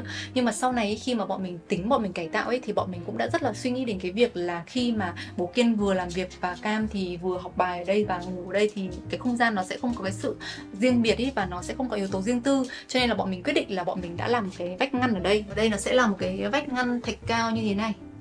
Cái này thì trong lúc mà thiết kế thì vợ chồng mình cũng đã bàn tính với nhau và có chia sẻ với bên thiết kế về cái vấn đề là phòng làm việc của bố Kiên thì bố Kiên cũng chỉ cần một cái không gian vừa phải thôi, không cần quá là rộng. Và bản thân Cam thì cũng chỉ cần một cái căn phòng mà nó như một cái tổ ấm cúng thôi, chứ cũng không cần một căn phòng kiểu quá là rộng. Khi mà bọn mình chia ra như này thì trong cái tưởng tượng của bọn mình ấy, bọn mình cũng rất là lo là cái phòng của Cam thì nó sẽ bị bé quá và con sinh hoạt nó sẽ bị hơi chật chội. Nhưng mà đến khi thành hình ấy thì bọn mình thấy khá là hài lòng, và Cam thì rất thích bởi vì là nó vừa phải, nó không quá to mà nó cũng không bị quá nhỏ. Và Cam kiểu bây giờ mình có 8 tuổi thôi ấy, cho nên là với Cam một cái không gian mà nó nho nhỏ xinh xinh như này thì nó sẽ mang lại cho bạn ấy một cái cảm giác ấm cúng và an toàn. Nhất là khi mà bây giờ thì Cam sẽ ngủ riêng. Như trước đây thì Cam còn nói là cái phòng nó bị rộng quá, con ở trong cái phòng bị rộng quá thì con sẽ cảm giác là nó không được yên tâm lắm. Nhưng mà khi mà bọn mình làm cái căn phòng như thế này ấy, thì mọi cái sinh hoạt của Cam nó vẫn đảm bảo được về công năng và cảm giác nó vẫn thoải mái được. Lúc đầu thì bọn mình tính là bọn mình sẽ làm cho Cam cái giường 2 tầng, tại vì mình nghĩ rằng là bất cứ một đứa trẻ con nào thì nó cũng sẽ thích cái giường 2 tầng, đúng không? Thế nhưng mà bọn mình cũng đã suy nghĩ rất là nhiều và kiểu cả 3 thành viên cũng đã ngồi kiểu hội thảo với nhau để xem là quyết định cuối cùng là có làm cái giường tầng không. Thì mình thấy rằng là thứ nhất là bây giờ Cam ở cái độ tuổi là 8 tuổi rồi, cái thời gian mà con thích cái giường tầng thì có lẽ nó sẽ không còn dài nữa, chỉ cỡ 2 năm nữa thôi là con sẽ không còn cái ý thích cái giường tầng đấy nữa. Cho nên là nếu mà kiểu dùng trong một thời gian ngắn như thế thì mình thấy nó không khả thi.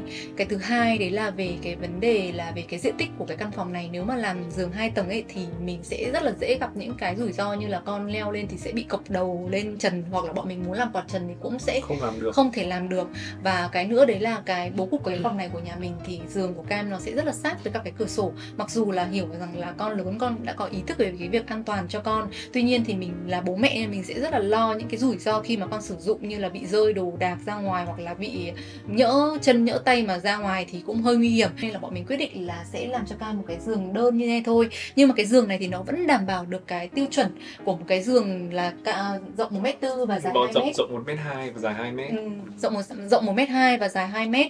Và bọn mình thử nằm cả 3 người ở đây thì vẫn vừa mọi người ạ. Cho nên là nếu như thế thì Cam có thể sử dụng trong một thời gian dài nữa mà cũng không lo là cái giường này nó bị bé quá. Và Cam thì cũng thích ngủ trên một cái giường mà nó vừa phải thôi. Chứ mình là người lớn thì đôi khi mình thích lăn lộn, nhưng mà tụi trẻ con ấy thì nó thích một cái ổ nhỏ nhỏ ấy để nó còn thể có cái sự an tâm ấy. Thì mình làm cho Cam cái hệ tủ ở bên này. Cam có thể để được rất là nhiều những cái đồ chơi ở trong cái hộc tủ này để cho bạn ấy đi ngủ, bạn ấy có thể ngắm được những con gấu bông biết các thứ, và nó cũng làm cái hệ thống đèn ngủ cho bạn ấy luôn. Và một cái nữa thì bọn mình cũng làm một cái hệ thống tủ quần áo ở đây luôn, để cho mà bạn ấy ngủ dậy một cái là bạn ấy có thể gấp chăn màn và cho chăn màn vào trong cái tủ này. Cái tủ này thì mình muốn là nó vừa để được quần áo mà nó vừa để được chăn màn, để cho cái phòng nhỏ nó trông không bị bề bộn lắm. Bên này thì một cái hệ bàn học chỗ mà mình đang để camera ấy, một cái hệ bàn học và có những cái giá tầng để Cam có thể để những cái đồ cá nhân của con.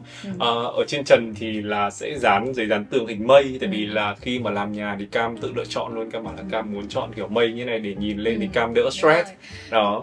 Có thể là mọi người nhìn cái căn phòng này mọi người sẽ thấy nó không có một cái gì mà nó kiểu ăn dơ so với cả những cái bố cục của những cái căn phòng có những cái style của những cái căn phòng khác. Tuy nhiên ý, thì bọn mình nghĩ rằng là có lẽ rằng là cái gu thẩm mỹ của người lớn với trẻ con bao giờ thì nó cũng sẽ rất là khác nhau. Và giống như mình hồi xưa thôi, làm sao mà mình thích là những cái kiểu decor của bố mẹ mình áp dụng cho cái căn phòng của mình được. Khi mà làm căn phòng này thì hai vợ chồng mình quyết định là sẽ cho Cam toàn quyền quyết định, từ gam màu cho đến những cái đồ trang trí. Mình chỉ ở bên cạnh con và tư vấn là ở cái này nó có làm cho con kiểu bị chói mắt khi mà con ở trong căn phòng hẹp không, hay là kiểu như thế nào thôi, rồi bố cục các thứ ra sao thôi. Còn lại về gam màu này, vị trí sắp xếp các thứ, rồi là cái họa tiết các thứ thì đều là do Cam chọn hết. Cái sự bố trí ở trong căn phòng này thì đều là Cam bố trí hết.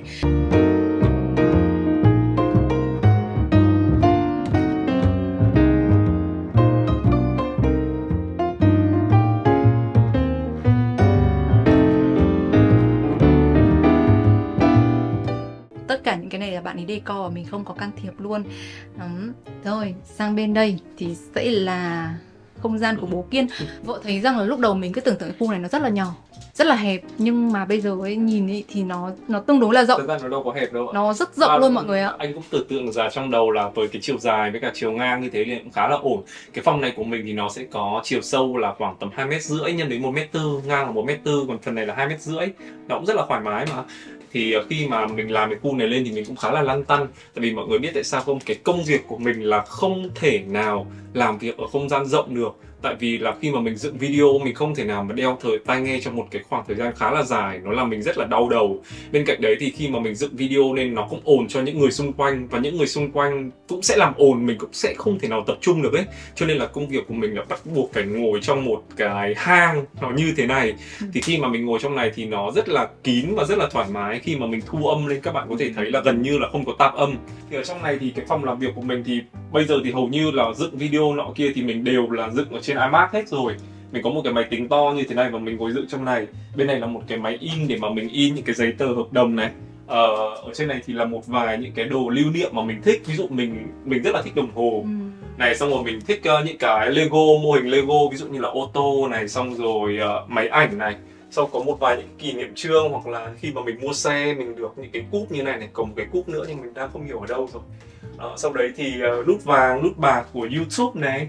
Xong rồi bên này thì là một vài những cái đồ lưu niệm của gia đình, ví dụ như là mô hình của gia đình này. Xong rồi mình để một cái cây nhỏ nhỏ hơn, cũng là cắt từ ngoài vườn vào cho nó có cái không gian xanh ở trong này, và lá nó cũng rất là tươi, chỉ cần cắm nước thôi. Ngoài ra thì ở dưới này thì sẽ có một vài những cái bức tranh mà bạn Cam bạn ý vẽ tặng mình, ví dụ như là bố ăn dưa hấu này, hay là kiểu như là You are my hero này, I love that này. Đó, những cái này mà bạn Cam bạn vẽ tặng mình, cho nên là những cái này thì mình sẽ để ở đây để mà mình có động lực hơn để mình kiếm tiền. Ở trên này thì mình để rất là nhiều đồ, ví dụ đây. Nói chung là trông như thế thôi nhưng mà để được nhiều đồ lắm. Xong rồi rất là nhiều những cái hộp của Apple về kiểu như là AirPods Max hay là về iPad các thứ mà mình không muốn bỏ thì mình để ở trên này, để được rất là nhiều đồ luôn. Nói chung là vì tính chất công việc là phải làm cho một không gian kín, cho nên là với những gì mà mình đang ngồi trong này đây thì mình cảm thấy rất là thoải mái. Ở trong này thì mình có một cái chỗ kiểu của riêng mình ấy mọi người. Đấy, khi mà mình ngồi ở trong cái phòng này để mà làm việc ấy thì sẽ có rất là nhiều bạn thắc mắc là tại sao phòng của bố và phòng của con lại cùng chung trong một cái phòng lớn như thế này, vẫn đi qua một cái cửa kia thì có bị bất tiện cho Cam không? Thú thực là bây giờ gần như là từ thứ 2 đến thứ 6 là bạn Cam bạn đi học rồi, thì cả ngày là cái phòng này nó sẽ để trống không. Khi mà buổi tối khi mà Cam về ấy, thì Cam sẽ còn học bài, thì Cam học bài ngoài kia, mình ngồi làm việc ở đây. Thì bạn Cam ấy, bạn cũng chia sẻ là thứ nhất là bạn ấy thích học bài cùng với cả mình, hai bố con tương tác với nhau là cái thứ nhất. Cái thứ hai là nếu mà bạn Cam bạn đi học cả một ngày như thế, thì nếu mà chỉ làm cái phòng này là phòng riêng của bạn ấy thì cả một ngày phòng này nó sẽ đóng cửa không thì nó sẽ rất là uổng. Đó, cho nên là một cái không gian nhỏ để chia cho hai bố con, tại vì căn nhà này của mình nó chỉ có 3 phòng ngủ thôi, thì một phòng ngủ này mình chia ra làm hai như thế này, một nửa, một phần nhỏ để phòng làm việc và một phần còn lại để phòng Cam ấy. Nó rất là hợp lý, nó cũng không mang cái tính chất là kiểu như là bị mất riêng tư hay là gì cả. Tất nhiên sau này khi mà bạn Cam bạn ý 13, 14, 15 tuổi, lúc bạn là thiếu nữ rồi thì cần một cái phòng riêng độc lập hoàn toàn, thì lúc đó thì chắc là bọn mình cũng đã không còn ở cái căn chung cư này nữa rồi. Hơn nữa thì ở đây thì bọn mình vẫn là một cái cánh cửa như thế này. Đó, cho nên là khi mà đóng cái cánh cửa này vào thì hai không gian này hoàn toàn là tách biệt, không có bị ảnh hưởng bởi tiếng ồn lẫn kiểu như là cái không gian kiểu của hai người đó. Cho nên đây là một trong những cái mà bọn mình cực kỳ tâm đắc, dựa trên một mặt bằng thôi mà mình có thể biến nó thành hai phòng nhỏ với những công năng sử dụng khác nhau mà vẫn thoải mái cho từng công năng một. Đó, thì đối với phòng của Cam thì vẫn thoải mái cho Cam và đầy đủ tất cả các tiện nghi. Và có một cái mà mình rất tâm đắc đấy là mình có thể làm được quạt trần cho Cam. Cam là một em bé mà không thể ngủ được với điều hòa, cho nên là khi mà có quạt trần thì Cam ngủ cũng ngon hơn rất là nhiều. Đấy, thì Cam còn và cái đèn, đây cũng có đèn luôn nè, mát lạnh luôn nhé mọi người, không cần điều hòa luôn, thích lắm, vù vù luôn.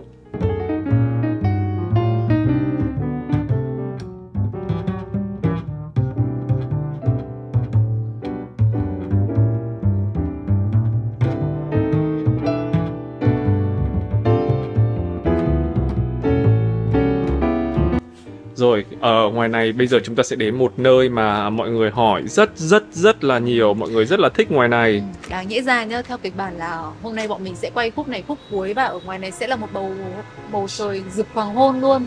Nhưng mà tiếc quá là hôm nay trời mưa, cho nên là hiện tại thì vẫn chưa thấy mây, hôm nay mây lắm. Nhưng mà không sao. Bây giờ sẽ cho mọi người xem qua cái vườn của bọn mình. Như trước đây ý, thì cái vườn này cũng không ở trong cái dự tính sửa nhà ban đầu của bọn mình. Tuy nhiên là bọn mình nghĩ rằng là thôi đã thay cái áo rồi thay nốt cái quần và bọn mình đã quyết định là bọn mình thay hết tất cả những cái giá cây cũ ngày xưa thành những cái mảng cây như này, có hệ thống tự tưới tự động, cho nên là kể cả khi mà mình đi vắng ấy thì mình sẽ không phải lo những cây ở nhà không có ai chăm sóc cả. Và cuối cùng thì bọn mình có những thành quả là một cái mảng xanh này ở trên cái tường cây này thì có cả những cái cây ngày xưa của tụi mình nữa, có những cả cái cây ngày xưa và có những cái cây mới nữa thì bọn mình đã cho hết vào trên này. Cái mảng cây xanh này ấy, thì thứ nhất đấy nó giải quyết được cái vấn đề đấy cho bọn mình, với cả hơn nữa là nó cũng sẽ làm cái ban công của mình trông nó gọn hơn. Và một cái nữa đấy là bọn mình có thêm một cái cả nhỏ hồ cá, thực ra hồ cũng không đúng, nó như là một cái suối nhân tạo và nó là một cái tiểu cảnh nhỏ ở trong cái vườn này. Cái này thực ra là cũng phát sinh trong quá trình mà bọn mình làm. Tại vì lúc đầu thì bọn mình chỉ định là tính là một cái bể suối nhỏ để nghe được cái tiếng động róc rách ở ngoài ban công thôi. Nhưng mà sau đấy thì bọn mình nghĩ rằng là thôi đã có tiếng suối rồi thì có thêm một vài cái chuyển động của con cá thì cũng sẽ làm cho mình thư giãn hơn. Nhưng mà đến khi mà bọn mình làm cái bể cá này xong ấy thì bọn mình cũng cảm thấy đây là một quyết định rất là đúng đắn. Tại vì là thực ra mình sống ở trong thành phố xong rồi mình lại ở chung cư nữa ấy, thì những cái yếu tố như thế này thì nó sẽ làm cho mình cảm giác là được sống giữa thiên nhiên nhiều hơn. Và một cái nữa thì mình cũng thấy thực ra cái này không phải là ý đồ trước của bọn mình, nhưng mà khi mà bọn mình làm xong thì bọn mình thấy là cái này nó cũng là một cái yếu tố phong thủy. Thứ nhất là mình có nước chảy vào trong nhà, và cái thứ hai là mình cũng có cả cá ở cái vị trí này, cũng là một cái vị trí phong thủy rất là đẹp. Cho nên là nếu như bạn nào mà mọi người ở ban công mà mọi người vẫn mọi người ở chung cư và có ban công thì mình nghĩ rằng là mọi người cứ thử làm những cái tiểu cảnh như thế này thì nó sẽ làm cho cái ban công của mình nó sinh động hơn rất là nhiều so với việc là mình chỉ có lát gạch và kiểu trồng cây thông thường thôi. Thì biến những cái mảng xanh như thế này rồi là những cái hồ tiểu cảnh nhỏ như này thì nó cũng sẽ làm cho ban công của mình nó sinh động hơn, và cái công năng sử dụng của nó cũng sẽ được tối ưu hơn. Bởi vì khi mà bọn mình có cái ban công này thì bọn mình sử dụng nó từ sáng đến tối luôn. Mọi người chú ý giúp mình một điều là nếu mà mọi người ở chung cư mà mọi người muốn làm cái hồ như thế này thì ở đây là mình làm tất cả mọi thứ là nó gói gọn trong một cái bể kính. Nếu như sau mình không thích ấy, mình riêng cái khối màu đen này mình nhấc ra mình bỏ đi là được. Chứ mọi người đừng có mà kiểu như là xây gạch hay là mọi người xếp đá, sau đó thì mọi người dùng xi măng rồi chống thấm nước các thứ, mọi thứ nó rất là phức tạp. Cho nên mọi người nhớ là mọi người làm cái cụm này, mọi người nên làm đó là trong một cái hộp hay là trong một cái tủ kính như thế này, nó rời ấy mọi người. Sau mọi người mà xử lý nó đi thì rất là nhàn. Và cũng không ảnh hưởng đến cái nhà dưới. Đúng, nữa. nó sẽ không bị thấm xuống nhà dưới. Tại vì chúng ta ở chung cư mà. Với cả cái tường cây này trông thì có vẻ đồ sộ như thế này thôi, nhưng mà thực tế là nó là mỗi cây nó đây. Mỗi cây nó được trồng trong một cái chậu riêng như thế này, và nó gắn lên một cái giá, tổng thể nó gắn lên một cái giá. Cái này thì khi mà các bạn chọn cái loại cây các bạn trồng vào, sau đó thì chúng ta sẽ tự sắp xếp làm sao để nó thành một cái mảng xanh nó được hợp lý. Đấy, cái này thì khi nào mà ví dụ như cái cây này nó bị chết chẳng hạn thì mọi người bỏ ra và mọi người thay cái cây này là xong. Còn không thì nếu mà bình thường thì khi mà mọi người bỏ ra cắt tỉa, sau đó thì mọi người gắn vào nó rất là dễ. Đó, mọi người gắn vào thì nó lại như thế này. Đó, thành được cái mảng xanh, nhiều cây nhỏ nó ghép thành, chứ không phải là như các bạn hỏi mình là làm sao mà trồng được cả nhiều cây như thế này lên tường.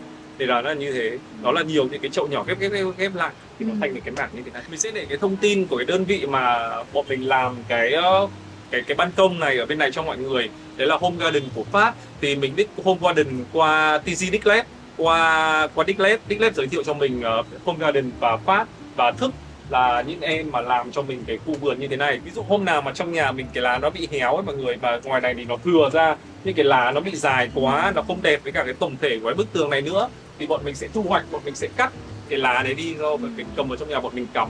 Hai cái cây bàng cũ của bọn mình hôm nay thì đang bị rụng bớt lá, tại vì là nó sẽ có những cái đợt thay lá định kỳ, nhưng mà bọn mình vẫn giữ hai cái cây bàng ở đây. Mình đi siêu thị mình thấy cái ghế này nó hợp lý, và nó là giống như mấy cái ghế mà mọi người hay đi cà phê ấy.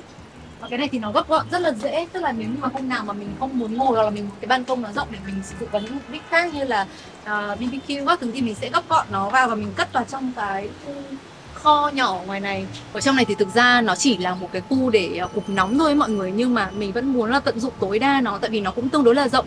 Thì mình sẽ vẫn để một cái giá cây nhỏ ở đây. Ở trong này thì mình sẽ để những cái đồ để mình chăm cá, rồi là chổi, võng các thứ, và mình sẽ để một cái giá treo phơi quần áo ở đây. Tại vì là mình có hai cục nóng, nó như là những cái máy sấy quần áo cho mình ấy. Những cái hôm mà mình treo những cái đồ mà mình không thể nào mà sấy bằng máy sấy sợ co ấy, thì mình sẽ dàn phơi ra đây, và mình sẽ để cho cái quạt nóng của điều hòa này nó thổi khô quần áo. Cho nên là thành ra là cái chỗ này mình cũng vẫn có thể là sử dụng thành cái công năng để mà phơi phóng đồ đó.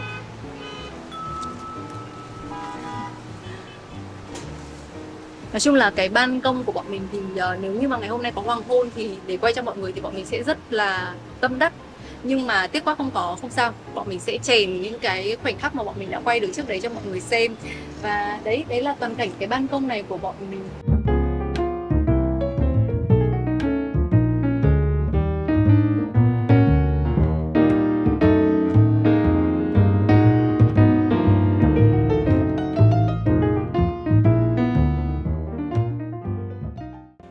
mình cũng muốn chia sẻ trong cái vlog how tour này, đấy là cái vấn đề ổ điện, ổ cắm của bọn mình. Đó, thì như mọi người có thể nhìn thấy thì là thay vì những cái công tắc điện vật lý thì bây giờ bọn mình đã chuyển qua công tắc cảm ứng và nó có thể kết nối wifi. Đợt sửa nhà này thì bọn mình cũng muốn làm gần đèn điện rất là nhiều.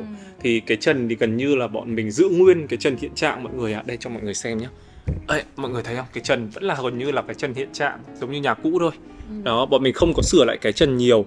Thì bọn mình chỉ có thay đèn và bọn mình thay cái công tắc. Thì khi mà bọn mình thay cái công tắc cảm ứng như này thì bọn mình có thể kết nối nó vào wifi của gia đình. Thì khi đó thì mọi người có thể tích hợp tất cả mọi thứ đó vào app. Mình đã tìm hiểu và thử liên hệ với một vài bên để mà làm hệ thống đèn điện thông minh ở trong nhà. Thì thường là họ sẽ báo giá khoảng vài trăm triệu cho đến 1 tỷ đến 1,2 tỷ cho nguyên một hệ thống. Nhưng mà tại vì là cơ bản là mình không muốn bóc cái trần của mình ra, cho nên là mình quyết định đến cái phương án cuối cùng sau rất là nhiều những cái tìm hiểu. Thì mình quyết định là mình chỉ thay cái công tắc cảm ứng cho các cái đèn ở trong nhà mình thôi. Thì một cái công tắc này nó rơi vào khoảng tầm 2 triệu. Và hình như là ở nhà mình có tổng tất cả khoảng tầm 10 công tắc thôi. Thì suy ra tất cả cái chỗ công tắc này nó rơi khoảng tầm 20 triệu ấy mọi người. Thì nó cũng có thể nhá, nó cũng có thể giải quyết được rất là nhiều những cái vấn đề để mà mình có một cái hệ thống gọi là đèn điện thông minh ở trong nhà rồi. Và bây giờ thì vợ chồng mình sẽ cho mọi người xem ha. Đây, bây giờ thì mình sẽ demo cho mọi người xem thử nha. Cái công tắc mà bọn mình sử dụng ấy là bọn mình sử dụng của hãng tên là Tuya. Thì thật ra là đây cũng là một cái hãng mà theo mình tìm hiểu thì thật ra là cái đồ của họ thật sự là để mà gọi là chất lượng nhất thì không, nhưng mà nó là một trong những hãng nó rất là phổ biến. Tại sao mình lại chọn những cái hãng nó phổ biến? Tại vì là chẳng may nếu mà có bất kỳ những cái vấn đề gì ấy, thì mình hoàn toàn có thể mua được những cái nguyên vật liệu mới để mà mình tự thay. Cái dòng ngày xưa nhà mình là dòng điện xoay chiều, mình sẽ phải thay đổi cái dòng điện thành là dòng điện một chiều và lắp với cả những cái công tắc cảm ứng này. Thì khi mà mọi người kết nối wifi với những cái công tắc cảm ứng này thì chúng ta sẽ sử dụng một cái app có tên là Smart Light. Và từ app Smart Light đó thì mình sẽ link nó sang một cái gọi là Google Home. Đó, thì mình sẽ pop up những cái app để cho mọi người. Thì trong Google Home ấy thì mình sẽ bắt đầu set up. Ví dụ như là mình phân vùng này, ví dụ mình cần đèn trang trí hay là mình tắt đèn hết hay là mình bật đèn hết thứ như thế nào. Thì bây giờ mình sẽ demo thử nhá. Trong Google Home thì cái giao diện nó sẽ này, mình đã phân rồi. Thì bây giờ ví dụ mình vào phần trợ lý, tắt đèn. Đó. Có thể sử dụng tiếng Việt luôn. Đấy, với những thiết bị nào mà các bạn có link với cả wifi ấy, thì nó sẽ tắt. Ví dụ như bây giờ cái đảo bếp là cái đèn led mình không link với cả wifi thì nó vẫn còn sáng như thế này. Và đây là mình vừa mới ra một cái lệnh gọi là tắt đèn cho toàn bộ nhà. Bây giờ mình sẽ ra một cái lệnh nó bật đèn cho toàn bộ nhà nhé. Bật đèn. Đó, mọi người thấy không? Là nó bật đèn. Mình sẽ tự phân vùng, mình sẽ tự kiểu như là phân vùng. Thì bây giờ ví dụ mình chỉ bật những cái đèn trang trí thôi chẳng hạn nhá. Bây giờ mình sẽ tắt đèn. Tất nhiên là được, đang tắt 35 thiết bị đi. Bật đèn trang trí.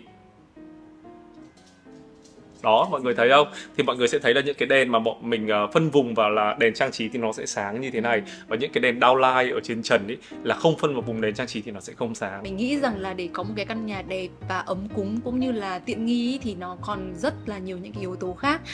Không chỉ là về cái mặt hình ảnh ở bên ngoài mà sẽ còn có âm thanh này, còn có mùi hương này. Nói chung là ở trong tập này thì bọn mình vẫn cảm thấy rằng là bọn mình chưa thể chia sẻ hết với mọi người 100% về những cái yếu tố mà bọn mình đã cải tạo. Và kể cả là những cái mà bọn mình rất tâm đắc trong căn nhà bọn mình trong khoảng độ tầm 4-5 năm ở căn nhà này. Cho nên là bọn mình nghĩ rằng là ở những cái tập sau thì bọn mình sẽ chia sẻ kỹ hơn với mọi người về cái cách mà làm sao để tạo được cái không gian nhà mình nó được ấm cúng. Và lúc nào mình cũng chỉ muốn là đi đâu mình cũng chỉ muốn quay trở về căn nhà của mình thôi. Tất cả những cái đấy thì thực sự là không thể nào mà có thể diễn tả qua hình ảnh được. Tuy nhiên như đã nói với mọi người ở tầm giữa video là bọn mình rất là muốn có một cái món quà nho nhỏ cũng như là một cái bật mí cho mọi người ở những cái tập tiếp theo mà bọn mình nói về nhà cửa. Đây là những cái mùi mà mình rất tâm đắc của Bath & Body. Những cái mùi đây, ví dụ như đây là mùi mưa chẳng hạn.